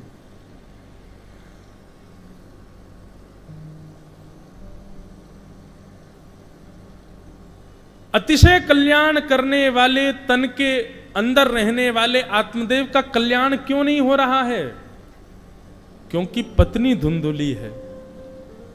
धुंधुली यानी कि मति कैसी होती है? धुंधुली होती है। अभी यहां की बात तो नहीं है, पर कहीं अगर बाहर कथा हो रही हो और कथा के थोड़ी दूरी पर कोई विषयासक्त कोई लीला हो रही हो तो निश्चित भीड़ कहां ज्यादा होगी? विषयी क्रिया जहां ज्यादा हो रही होगी वहां ज्यादा भीड़ होगी। अब कथा में भीड़ बुलाने के लिए प्रचार करना पड़ता है, लेकिन बीच चौराहे पर 4 लोग लड़ने लग जाओ, 2 लोग लड़ने लग जाओ, भीड़ अपने आप आ जाएगी। बिन बुलाए आवेंगे पहचान नहीं है तो भी आ जाएंगे। सांसारिक विषय भोग की वस्तु जहां दिखती है हमारा मन अपने आप भाग जाता है वहां पर। अतिशय कल्याण करने वाला शरीर तो है हमारे पास में, लेकिन मति धुंधुली है। मति धुंधुली, उसको कल्याण नहीं दिखता है। उसको लगता है ये शरीर मिला है, इसके अंदर 10 नौकर मिले हैं हमको, पंच ज्ञान इंद्रिय, पंच कर्म इंद्रिय। श्री डोंगरे जी महाराज अपनी कथा में कहते हैं इंद्रियां कौन है? हमारी नौकर हैं। पर हो क्या गया है? संसार के विषयों में आसक्त होते होते हम ऐसे हो गए हैं, हम नौकर बन गए हैं और ये 10 की 10 हमारी महारानी बन गई हैं। डोंगरे जी महाराज कहते हैं। तो धुंधुली क्या सोचती है? बोले कि कल्याण काय को करवाना है शरीर से, इससे तो भोग भोगो। नेत्रों से दर्शन क्या करने? नेत्रों से विषय देखो। कानों से कथा क्या सुननी? कानों से पुअर संगीत सुनो। जीव से प्रसाद क्या पाना है? जीव से तो अपने इच्छा, मनवांछित इच्छा पूरी करने वाले उस व्यंजन को खाओ। पैरों से परिक्रमा क्या लगानी है? पैरों से तो ऐसी जगह जाओ जहां विषय मिले। हाथों से सेवा क्या करनी है? हाथों से तो दूषित कर्म करो। ये धुंधुली इस कल्याण करने वाले शरीर से उस आत्मदेव को सुख की प्राप्ति नहीं होने देती। लेकिन ये आत्मदेव बेचारा परेशान है, सुख चाहिए, पुत्र चाहिए, तो एक दिन आत्महत्या करने के लिए वन में जाता है और तभी वहां पर एक संत इसको मिल जाते हैं।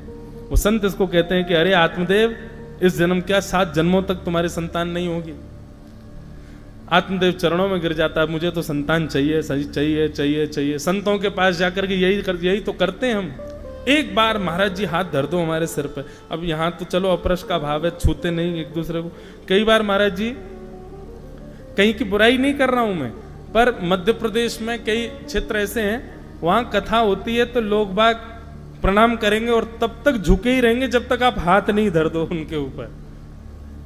अगर आपने बिना हाथ धरे निकल गए तो वो कहेंगे महाराज बड़ा बेकार है, आशीर्वाद ही नहीं दिया। आप दूर से अगर यूं ही कर दो तो इससे काम नहीं, हाथ धरो। और कई जगह तो ये है कि वहां ऐसे नहीं पीटा तो आशीर्वाद नहीं मानते, ऐसा भाव है लोगों के सब जगह। मुंडे मुंडे मतिर भिन्ना। तो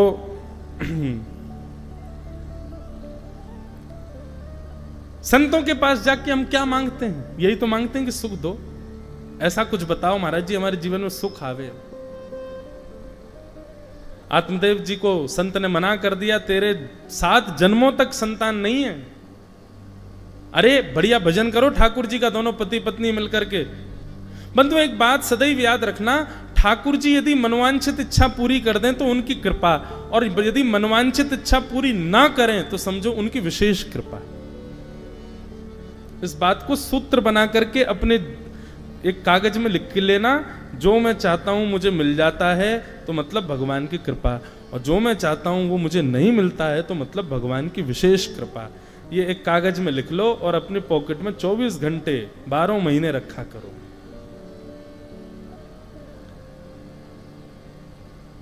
हितैषी व्यक्ति होता है ना, वो आपको उस वस्तु को भोगने से रोकेगा जो आपके लिए उचित नहीं है। और जिस व्यक्ति को आपके हित का भाव नहीं है, आप उससे कहोगे मुझे ये खाना है, मुझे ये पीना, वो कहेगा हाँ हाँ लो खाओ, लो पियो, खूब खाओ, खूब ठूस लो, भर लो अपने अंदर। लेकिन हितैषी व्यक्ति आपको रोकेगा, आपको डांट भी देगा, आपको फटकारेगा और पूर्ण प्रयास करेगा कि आप उस तरफ ना जाओ। ठाकुर जी हमारे हितैषी हैं, शुभ चिंतक हैं। कोई वस्तु मांगने पर यदि नहीं मिले तो समझो ठाकुर जी ने हित जान करके नहीं दी है, और चाहे मांगने पर मिल जाए तो समझो कि हाँ इसमें हित था इसीलिए प्राप्त हो गई है। आत्मदेव जी को संतान नहीं थी, इस बात से वो बड़े विचलित थे। अरे ठाकुर जी का प्रसाद मान लो कि तुमको हम ज्यादा भार देना ही नहीं चाह रहे, अकेले पति पत्नी भजन करो, पर नहीं, हमको तो भार चाहिए, हमको संतान चाहिए। आत्मदेव जी नहीं माने। तब उस संत ने अपने झोली से एक फल दे दिया और कहा कि जाओ अपनी पत्नी को खिला देना। आत्मदेव जी ने आकर के पत्नी को फल खिला दिया। कुछ 1 वर्ष के नियम थे, वो नियम पालन करने को कहा, पर वो तो ठहरी धुंधली, उसने कुछ फल वल नहीं खाया। बांझ गैया को फल खिला दिया और स्वयं मायके चली गई। कह गई कि फल खाया है ना, अब आप तो अकेले हैं, मेरी सेवा कर नहीं पाएंगे, अब मैं मायके में रहूंगी, वहां मेरी बहनें मेरी सेवा करेंगी, जब बालक हो जाएगा तब आऊंगी। आत्मदेव जी बोले वाले ब्राह्मण भेज दिया पत्नी को। 9-10 महीने के पश्चात धुंधुली अपनी एक सहेली के बालक को लेकर के आई और आकर के नाम आत्मदेव जी को बता दिया ये मेरा पुत्र है। सहेली को बहुत सारा धन दे दिया था।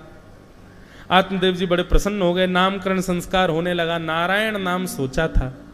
धुंधुली ने मना किया, मेरा नाम धुंधुली, बेटे का नाम धुंधुकारी। यथा नाम तथा गुण। नाम बंधुओं सदैव ब्राह्मणों से पूछ करके, संतों से पूछ करके, वेद और पुराणों में जो ठाकुर जी के नाम अंकित हैं उन्हीं से संबंधी नाम बालकों का रखना चाहिए। धुंधुकारी नाम रख दिया। आत्मदेव जी तो इतने प्रसन्न थे कि बोले ठीक है जैसी तुम्हारी इच्छा, नाम धुंधुकारी। इतने में ही सेवकों ने आकर के बताया, बोले महाराज आपके गौशाला में गैया ब्याई है, उसने भी मानवों जैसे बालक को जन्म दिया है। जाकर के देखा तो महाराज एक दिव्य तेज युक्त एक नन्हा सा बालक, कान उसके गैया जैसे हैं, नाम रख दिया गोकर्ण। गोकर्ण का मतलब गैया जैसे कान वाला तो है ही, पर गोकर्ण का एक अर्थ होता है गो यानी कि ज्ञान। जो अपने कानों से केवल ज्ञान संबंधी चर्चाओं को ही श्रवण करता हो, अन्यत्र किसी चर्चा में अपने कानों को ना लगाता हो, वह है गोकर्ण। गोकर्ण, श्री गोकर्ण जी महाराज, ये दो बालक आत्मदेव जी के घर में उत्पन्न हुए। धीरे धीरे दोनों बड़े हुए। धुंधुकारी महान दुष्ट हो गया और गोकर्ण पंडित ज्ञानी बना। माता पिता पर अत्याचार करने लगा धुंधुकारी, तो एक दिन मां ने तो कुआं में कूद करके प्राण त्याग दिए और पिताजी घर छोड़ करके वन में चले गए। तब श्री गोकर्ण जी महाराज अपने पिताजी के पास आए और यहां आकर के उन्होंने गोकर्ण गीता, श्री गोकर्ण जी महाराज अपने पिताजी को जो 2 श्लोक सुनाते हैं, इसको गोकर्ण गीता कहते हैं। इतना सुंदर अर्थ है इनका, यदि इन पर ही बोलना चाहें तो 2 दिन इन पर प्रवचन हो सकता है। इतना सुंदर अर्थ है श्री गोकर्ण जी महाराज के इन वचनों का। बहुत ध्यान से सुनिए। पिताजी महाराज घर परिवार त्याग करके जंगल में आ गए, तभी गोकर्ण जी आए। बोले पिताजी क्या हुआ? कि असारह खलु संसारे दुख रूप विमोहका सुतः कस्य धनम कस्य स्नेहवान जलते निशम। धुंधुकारी जी, गोकर्ण जी महाराज सामने बैठे हैं। आत्मदेव जी कहने लगे, ये संसार कितना निश्वर है। कहा मैं एक समय रोता था कि मेरे संतान नहीं है, मेरे संतान नहीं है, मेरे संतान नहीं है, और आज देखना बेटा, मेरे रोने का कारण मेरी संतान है कि मुझे संतान क्यों हो गई। इससे अच्छा तो मैं बिना संतान का ही था। इस संसार में सब दुख का कारण है, चाहे संतान हो, चाहे धन हो, चाहे संसार की कोई भी वस्तु। मैंने एक बार एक बात कही थी बंधुओं, आप जिसको प्रेम भरी दृष्टि से देख लोगे वही आपसे दूर हो जाएगी। क्यों? क्योंकि संसार का नियम है। भगवान गीता में एक श्लोक में कहते हैं, जो आपको मिला है वो बिछुड़ने के लिए ही मिला है, इसलिए लेने से पहले ही तैयार रहना कि एक दिन बिछुड़ेगा। केवल एक वस्तु है जो कभी आपका त्याग नहीं कर सकती। क्या? धर्म एको ही निश्चल। निश्चल केवल एक है और वह है धर्म। सूरदास जी कहते हैं, बिन गोपाल को नहीं अपनो। बाकी सब आके चले जाएंगे, लेकिन गोपाल जी एक बार यदि आ गए फिर कभी नहीं जाएंगे, फिर कभी आपका त्याग नहीं कर सकते। तो पिताजी की बात सुनकर के श्री गोकर्ण जी महाराज अब यहां पर ज्ञान उपदेश कर रहे हैं। बहुत ध्यान से, सावधानी से सुनिएगा, बहुत सुंदर बात है। श्रीमद् भागवत के महात्म का सबसे श्रेष्ठ श्लोक है ये। देहे स्थिमां सरुधिरे भिमतिं त्यजत्वं जाया सुतादिषु सदा ममतां विमुच पश्यानिशं जगदिदं क्षणभङ्गुनिष्ठं वैराग्य रागरसिको भव भक्तिनिष्ठः धर्म भजस्व सततं त्यज लोकधर्मान् सेवस्य साधु पुरुषां जहि काम तृष्णाम् अन्यस्य दोष गुण चिंतनमाशु मुक्त्वा सेवा कथा रसमहो नितरां पिबत्वम्। पिताजी, देहे स्थिमां सुरुधिरे भिमतिं त्यजत्वम् अभिमतिं त्यजत्वम्। पिताजी, आपने अभी अभी कहा असार खलु संसारे दुख रूप विमोह का सुतः कस्य धनम कस्य। पिताजी, संसार में दुख के कारण पुत्र, धन, पत्नी ये सब नहीं है, तो दुख के केवल दो कारण हैं। क्या? पहला कारण अहमत्व और दूसरा कारण ममत्व। दुखी प्राणियों में दो ही प्रकार के लोग होंगे। पहला प्राणी तो वो दुखी होगा जो अहमत्व में है। अहमत्व मतलब अपने आप को कुछ समझता है, अपने आप को कुछ मानता है, मैं कुछ हूं, ऐसी भावना जिसके चित्त में है वो दुखी रहता होगा। क्यों? वो अपने आप को जो मान चुका है उसको वैसा कोई मानने से अस्वीकार कर दे वो दुखी हो जाता है। पहला दुखी व्यक्ति संसार में अहम में रहने वाला व्यक्ति है, और दूसरा दुख में रहने वाला व्यक्ति ममत्व है, जो संसार को अपना माने बैठा है। पिताजी, ये दो ही दुख के कारण हैं, अहमत्व और ममत्व। पहला दुखी व्यक्ति वो है जो स्वयं को कुछ मानता है, और दूसरा दुखी व्यक्ति वो है जो संसार के लोगों को अपना मानता है। ये दो ही लोग दुखी हैं। कितना सुंदर सूत्र श्री गोकर्ण जी महाराज दे रहे हैं।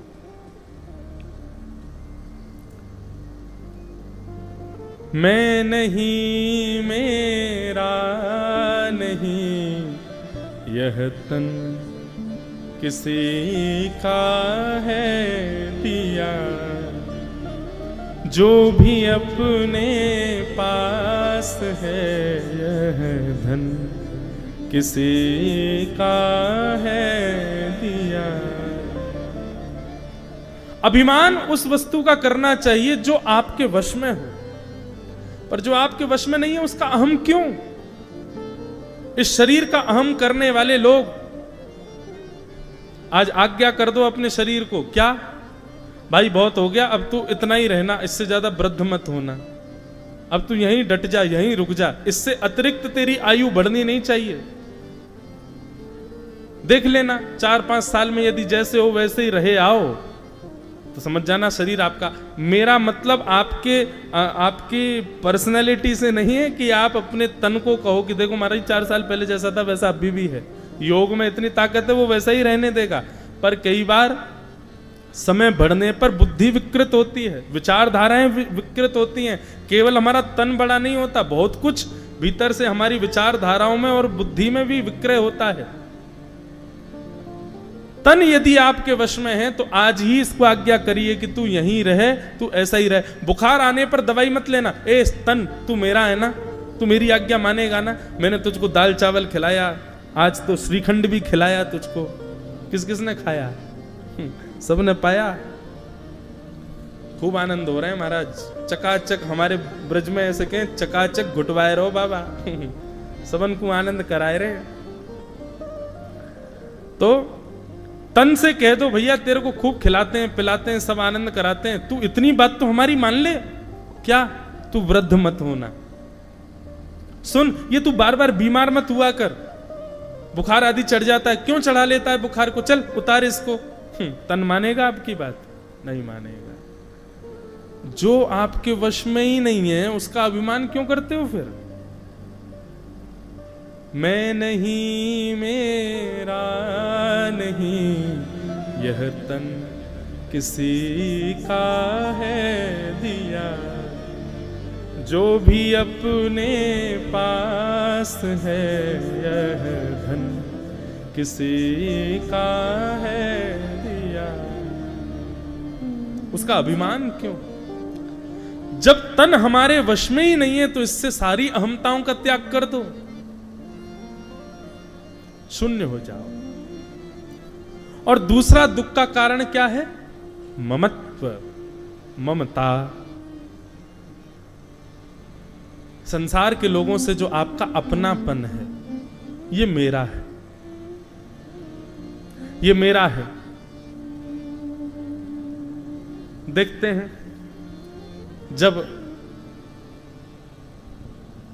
हमको 4 लोग उठा करके ले जा रहे होंगे शमशान की ओर, तब आपका तन तो नहीं देख पाएगा, पर आप देख पाओगे कि जिन जिन को आपने मेरा मेरा कहा था, एक भी तैयार नहीं हो रहा आपके संग चिता पर बैठने के लिए। हमारे शास्त्रों में कहा जाता है कि जब व्यक्ति की मृत्यु होती है तो उसकी स्थिति क्या होती है? बोले धनानि भूमौ पशवश्च गौष्ठे भार्या ग्रहे द्वारी जनश्मशाने देहश्चितायाम परलोक मार्गे धर्मानुगो गच्छति जीव एक। वो धन को अपना मानता था, पर धन जहां था वहीं रखा रह गया। वो निकल के बाहर नहीं आया, अरे मेरा मालिक इसने मुझे कमाया था, मैं इसके साथ जाऊंगा। नहीं, नहीं जाएगा।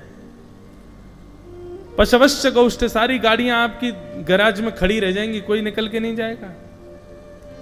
अरे पत्नी तो जाएगी संग में, भार्या ग्रहे द्वारी, घर के द्वार तक जाएगी, जनश्मशाने, लोग जन भी सब केवल और केवल शमशान तक जाएंगे, जिन जिन को आपने अपना बताया था। अरे संसार की क्या बात करें, हम संसार को क्यों दोष दें? ये तन भी, ये केवल देहश्चितायाम, ये भी केवल चिता तक संग जाएगा। उसके बाद अग्नि लगने पर यह भी यहीं राख बन जाएगा। आगे की यात्रा कौन करेगा? आपके द्वारा किया गया धर्म ही आपके साथ आगे की आज्ञा करेगा। धर्मानुगो गच्छति जीव एक। कथा सुन रहे हो 1 महीने की? यहाँ 1 महीने की कथा सुनने में जो आपसे धर्म बनेगा, जो आपसे पुण्य बनेगा, जो आपका भजन बनेगा, अंतिम क्षण में सब आपका त्याग कर चुके होंगे, लेकिन यहाँ सुनी गई कथा का भजन आपके संग जाएगा आगे की यात्रा पर। धर्मानुगो गच्छति जीव एक। यहां किया गया गोदावरी जी में स्नान, ये स्नान से मिलने वाला जो पुण्य धर्म है वो जाएगा आगे। धर्म ही आपके गले में गलवैयां डालेगा और कहेगा बेटा निराश मत हो। बोले अरे इसको मैंने अपना माना था, 5 लाख रुपए उधार दिए, कभी मांगे नहीं, और देखो ये शमशान में मुझे ऐसी निष्ठुर लकड़ियों पे लिटा रहा है। बोले अभी घी भी डालेगा तेरे ऊपर, और देख वो तेरा बेटा पीछे खड़ा है लेकर के डंडा, क्या कपाल क्रिया करेगा, सिर फोड़ के उसमें घी डालेगा ताकि अच्छे से जल जाए। ये सब संसार के लोग हैं। किनको अपना माना था आपने? पिताजी, ये 2 ही प्रकार के लोग दुखी हैं संसार में। पहले जो स्वयं को कुछ मानते हैं, और दूसरे जो संसार के लोगों को अपना मानते हैं।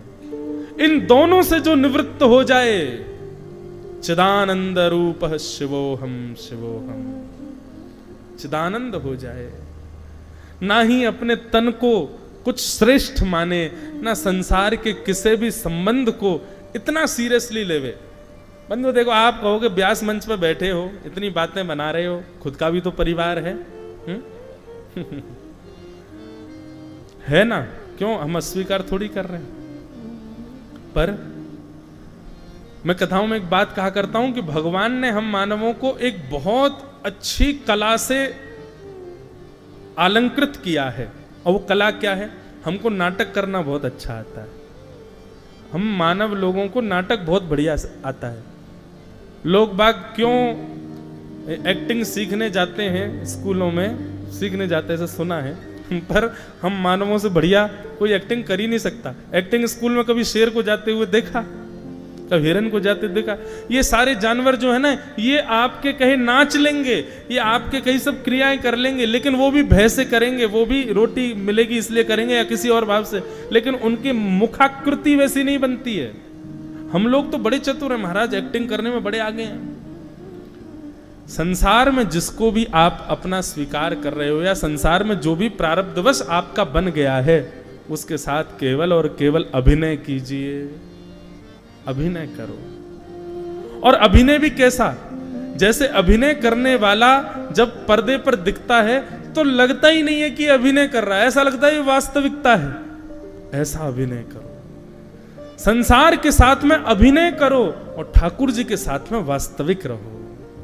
उल्टा हो रहा है अभी, हम ठाकुर जी के सामने तो अभिनय करते हैं और संसार के साथ में वास्तविक रहते हैं, इसीलिए दुखी हैं।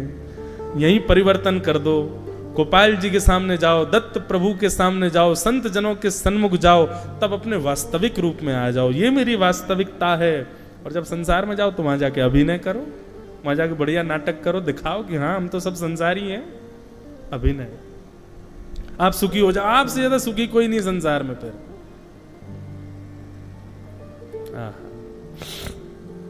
तो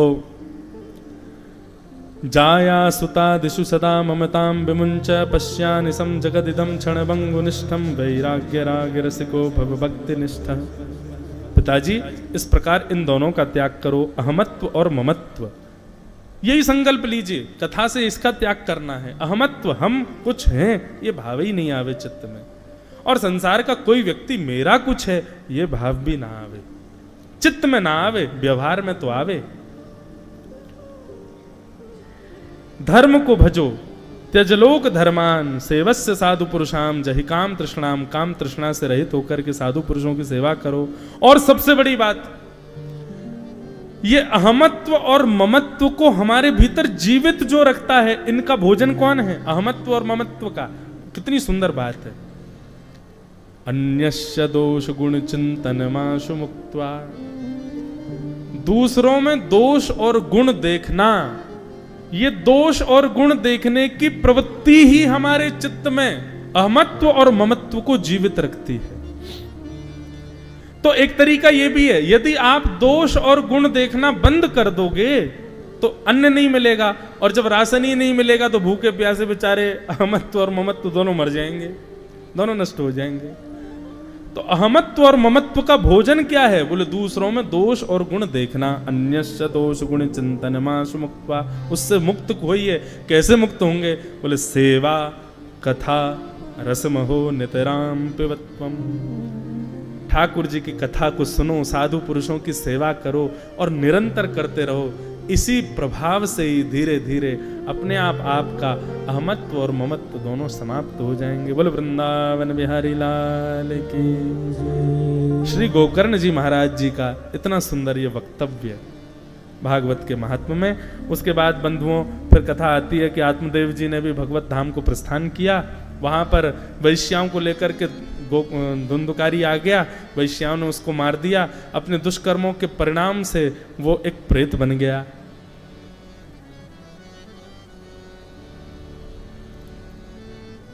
एक बहुत सुंदर पद है, भजन बिन नर मर गट के भूत, भजन बिन नर मर गट के भूत। गाओ, भजन बिन नर मर गट के भूत। कौन बनता है? मृत्यु तो हम सबकी होनी है, पर मृत्यु हो जाने के बाद जो भूत दिखाई देते हैं, लोग कहते हैं भूत होते हैं, प्रेत होते हैं। ये भूत प्रेत बनता कब है व्यक्ति? इस पद को सुनो।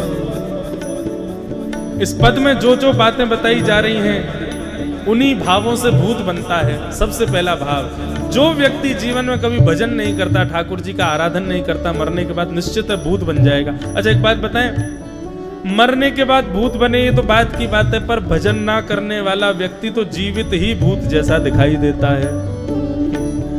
भजन साधन ना करने वाले व्यक्ति को कभी मिलो, संत महापुरुषों को जो प्रणाम करना ना जानता हो, सुंदर दिव्य नदियों में स्नान करना ना जानता हो, मंदिरों में प्रणाम करना ना जानता हो, कथा सुनना ना जानता हो, ऐसा व्यक्ति कैसे लगता? आपको कैसा लगता? मुझे तो उसमें ऐसा नहीं कि मैं उसमें दोष दिख रहा हूं, पर वो तो ऐसा लगता है कि जीवित ही भूत जैसा है। इसलिए भैया, जो भजन नहीं करता मृत्यु के बाद निश्चित है कि वो भूत बनेगा। इसीलिए भजन से डरते हैं भूत। भजन कोई कर रहा हो तो भूत भाग जाते हैं। क्यों भाग जाते हैं? क्योंकि उन्होंने कभी किया नहीं, इसलिए उनका स्वीकार, उनका अधिकार नहीं है भजन में। ये सरस माधुरी जी का पद है। वे कहते हैं, बिना भजन के, बिना श्यामा श्याम की लीला सुने जो व्यक्ति प्राण त्याग देता है, निश्चित है वो भूत ही बनता है। धुंधुकारी प्रेत बना, और प्रेत बनकर के महाराज सबको परेशान करने लगा। गोकर्ण जी को जब ये बात पता चली कि हमारा भाई धुंधुकारी प्रेत बन गया, तो श्री गोकर्ण जी महाराज ने जाकर के गया जी में श्राद्ध किया, बेचारा मुक्त हो जाएगा। पर उसके बाद भी वो प्रेत योनि से मुक्त नहीं हुए। अभी कुछ दिन पहले वृंदावन में चर्चा चल रही थी, तो प्रश्न उठा कि अगर इस विषय को मान्य देते हैं कि गया श्राद्ध से धुंधुकारी को मुक्ति नहीं मिली, तो गया श्राद्ध की महिमा कम हो रही है, और जबकि गया श्राद्ध की तो बड़ी महिमा है। और यहाँ धुंधुकारी के लिए स्पष्ट लिखा है कि गया श्राद्ध से उसकी मुक्ति नहीं हुई, बल्कि जब गोकर्ण जी आए और धुंधुकारी पर जल छिड़क करके उससे पूछा, तो यहाँ पर धुंधुकारी भी कहता है कि 100 श्राद्ध कर दो मेरे, तो भी मैं मुक्त नहीं होऊंगा। तो गया श्राद्ध की तो इतनी महिमा बताई गई शास्त्रों में, और यहां पर कह रहे हैं कि गया श्राद्ध से मुक्त नहीं हुआ। क्यों मुक्त नहीं हुआ? बोले क्योंकि श्री गोकर्ण जी महाराज गया जी में श्राद्ध कर रहे थे, तो जिस गोत्र का उच्चारण कर रहे थे उस गोत्र का वो था ही नहीं, वो तो किसी और का पुत्र था, और किसी अन्यत्र का पुत्र होने की वजह से उसका गोत्र अलग था। गोत्र विलग होने की वजह से वो अपने भूत योनि से मुक्त नहीं हो रहा था बेचारा।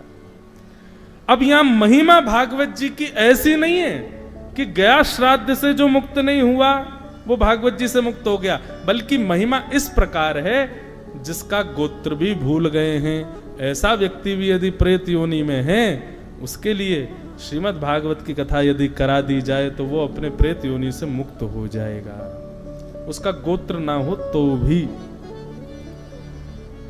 सूर्य नारायण भगवान ने आज्ञा करते हुए कहा, श्रीमद् भागवतान मुक्ति सप्ताहम वाचनम कुरु इति सूर्य वचः सर्वै धर्म रूपम तु विश्वतम। श्रीमद् भागवत की कथा श्री गोकर्ण जी महाराज ने की, और कथा 7 दिन की जैसे ही पूरी हुई, सप्ताह कथा पूर्ण होते ही महाराज धुंधुकारी दिव्य रूप में प्रकट हो गया, हरि रूप प्राप्त हो गया, चतुर्भुज रूप मिल गए उसको। प्रणाम करते हुए जैसे ही विमान में बैठ करके जाने लगा, गोकर्ण जी महाराज ने हरि दूतों से पूछा कि भैया कथा तो सबने सुनी, आप इन्हीं को ही क्यों ले जा रहे हो?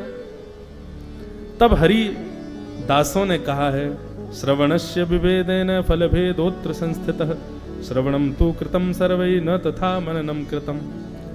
श्रवण भेद की वजह से ऐसा हुआ, सब लोगों ने सुना तो है पर मनन नहीं किया है। धुंधुकारी कोने में बैठ करके प्रेत योनि में सुन भी रहा था, मनन भी कर रहा था, इसलिए उसके लिए विमान आया है। हमारे पूज्य गुरुदेव भगवान पूज्य पिताजी महाराज कहते हैं 2 स्थिति में विमान आता है। पहली स्थिति क्या है? बोले श्रवण भी करो और फिर उसका मनन भी करो। अगर आपने मनन करते हुए श्रवण करना कथा प्रारंभ कर दिया तो निश्चित है कथा की विश्रांति पर विमान आ जाएगा। अब कई लोग तो इसी भय से ही मनन नहीं करेंगे, कहीं विमान नहीं आ जाए अंतिम दिन।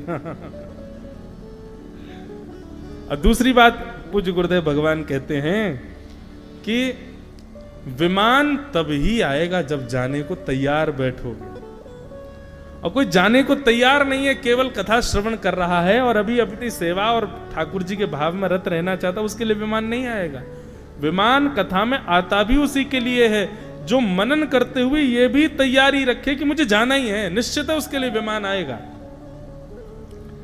और कोई तैयार नहीं है, वो मनन कर रहा है कथा का, तो उसके लिए विमान नहीं आएगा। तो 2 स्थितियां हैं। इस प्रकार भागवत जी का महात्म्य सुनाया गया। ऐसे भागवत जी के मधुर महात्म्य को हम प्रणाम करते हैं।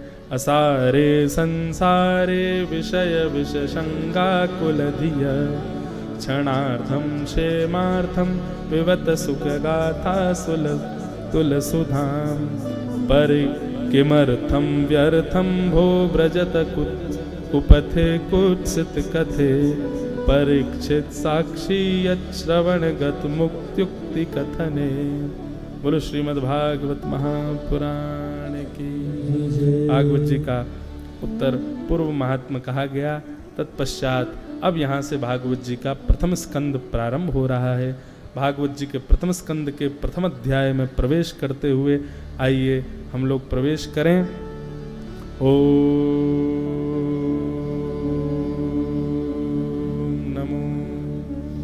भगवते वासुदेवाय।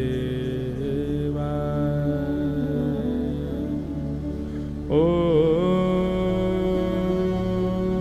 नमो भगवते वासुदेवाय। जन्माद्यस्य तोन्मयादितरतः चार्थे स्वविज्ञस्वराट् तेने ब्रह्म हृदय आदि कवये मुह्यन्ति सूरय तेजो वारिमृदां यथा विनिमयो यत्र त्रिसर्गो मृषा धाम्ना स्वेन सदा निरस्तकुहकं सत्यं परमधीमहि धर्मप्रोजितकैतवोऽत्र परमो निर्मत्सराणां सतां वैद्यं वास्तवमत्र वस्तु शिवदं तापत्रयोन्मूलनम् श्रीमद्भागवते महामुनिकृते किं वा परैरीश्वरः सद्यो हृद्यवरुध्यते त्रिकृतभिः शुश्रूषुभिस्तत्क्षणा निगमकल्पतरोर्गलितं फलं सुखमुखादमृतद्रवसंयुतं पिबत भागवतं रसमालयं मुहुरहो रसिका भुवि भावुका। बोलो श्रीमद्भागवत महापुराण की जय। अब यहां से हम प्रथम स्कंद में प्रवेश हो गए। अब नाव में बैठ गए हैं और ये निश्चित है कि अब पार उतर के ही मानेंगे।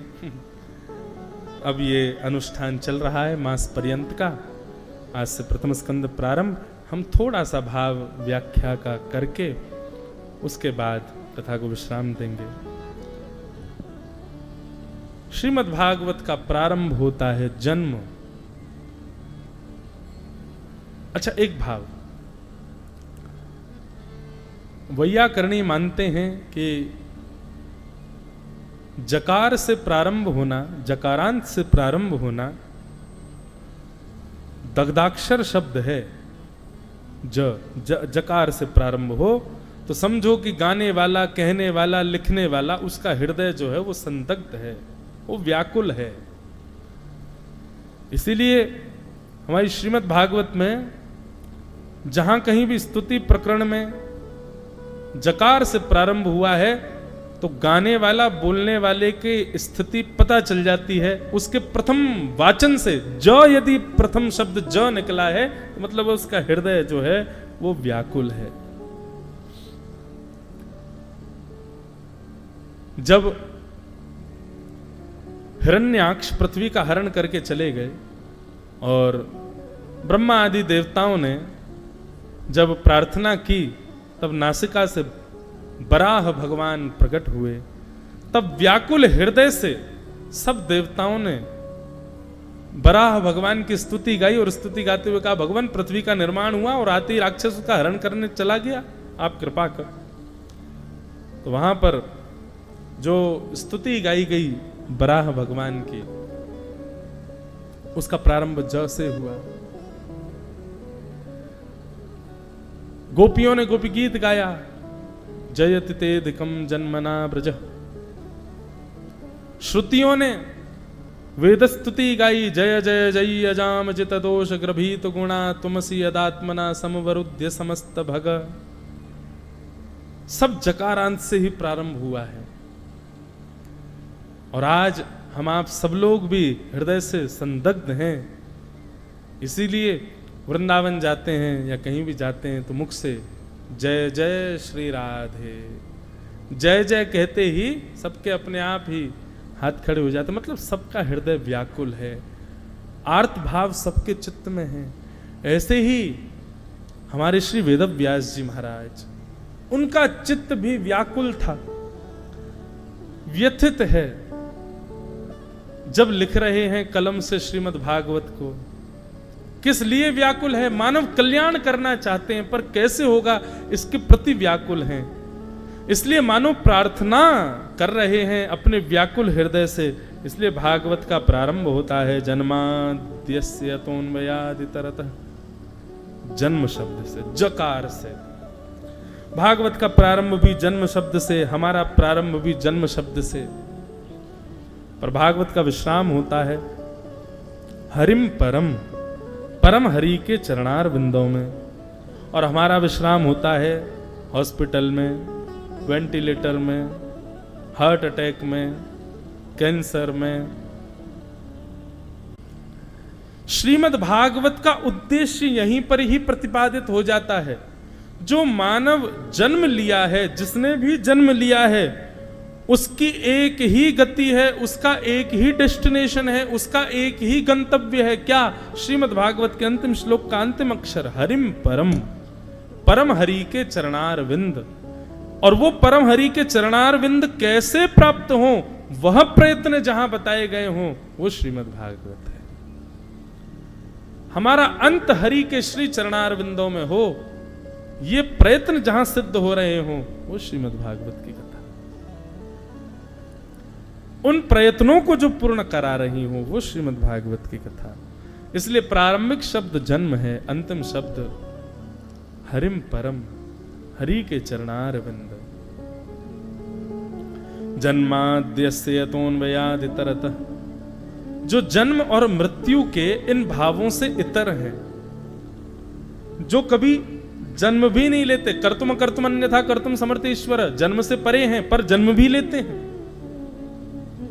मृत्यु से परे हैं, कभी मृत्यु, भगवत गीता में भगवान कहते हैं मेरे शरीर को पंच तत्व में विलीन होना है, मेरे शरीर को पंच तत्व में विलीन होने वाला ऐसा जो व्यक्ति जानता है कि मेरा शरीर पंच तत्व में विलीन होता है, वो व्यक्ति अपवित्र है, उसको देखने वाला पे अपवित्र है। ठाकुर जी कभी मृत्यु का भाव, ये सब कभी ठाकुर जी के लिए प्रयोग नहीं होता। जो जन्म मृत्यु से परे हैं पर फिर भी जन्म लेते हैं, उनकी लीला बड़ी विचित्र है। चार थे स्वविज्ञ स्वराट, जो अविज्ञ हैं, अनविज्ञ नहीं हैं, सब जानते हैं कौन किस भाव से, किस विषय से, किस स्थिति से आया है, जो सबके हृदय की जानते हैं। तुम जानत सब अंतर्यामी, जो अविज्ञ हैं। और स्वराट, किसी से प्रकाश लेने की आवश्यकता नहीं है, ठाकुर जी स्वराट हैं, स्वयं प्रकाशवान हैं। तेने ब्रह्म हृदय आदि कवये, आदि कवि ब्रह्मा को भी जो ज्ञान देते रहते हैं, आदि कवि ब्रह्मा भी जिनके अधीन रहता है। मुह्यन्ति यत् सूरयः, बड़े बड़े देवता भी जिनके ऊपर मोहित रहते हैं, जिनकी लीलाओं पर, जिनके भावों पर, जिनके दर्शन के लिए मुह्यन्ति, मोहित रहते हैं। तेजो वारि मृदाम यथा विनिमयो, पंच तत्व जिनके अधीन हैं। हम पंच तत्वों के अधीन हैं, पर पंच तत्व जिनके अधीन है, पृथ्वी जल अग्नि वायु आकाश जिनके अधीन है। तेजो वारि मृदाम यथा विनिमयो यत्र सर्गो मृषा,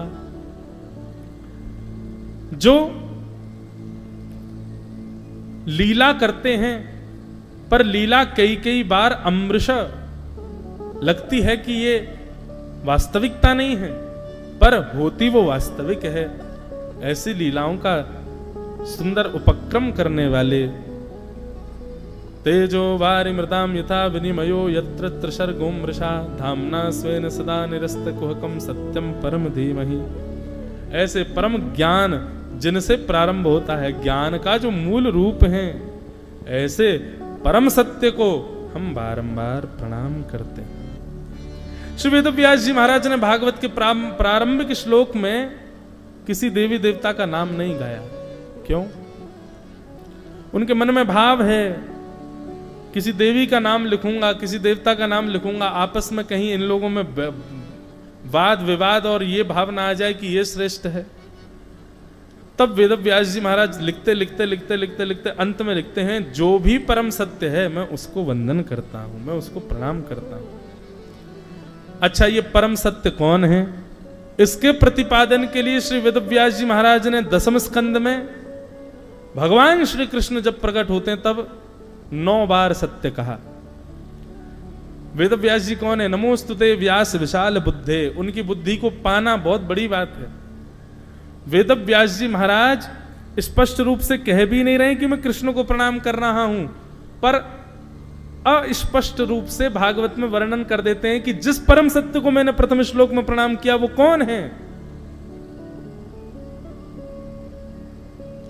उसको 9 बार सत्य कहा गया श्रीमद् भागवत के 10वें स्कंद में।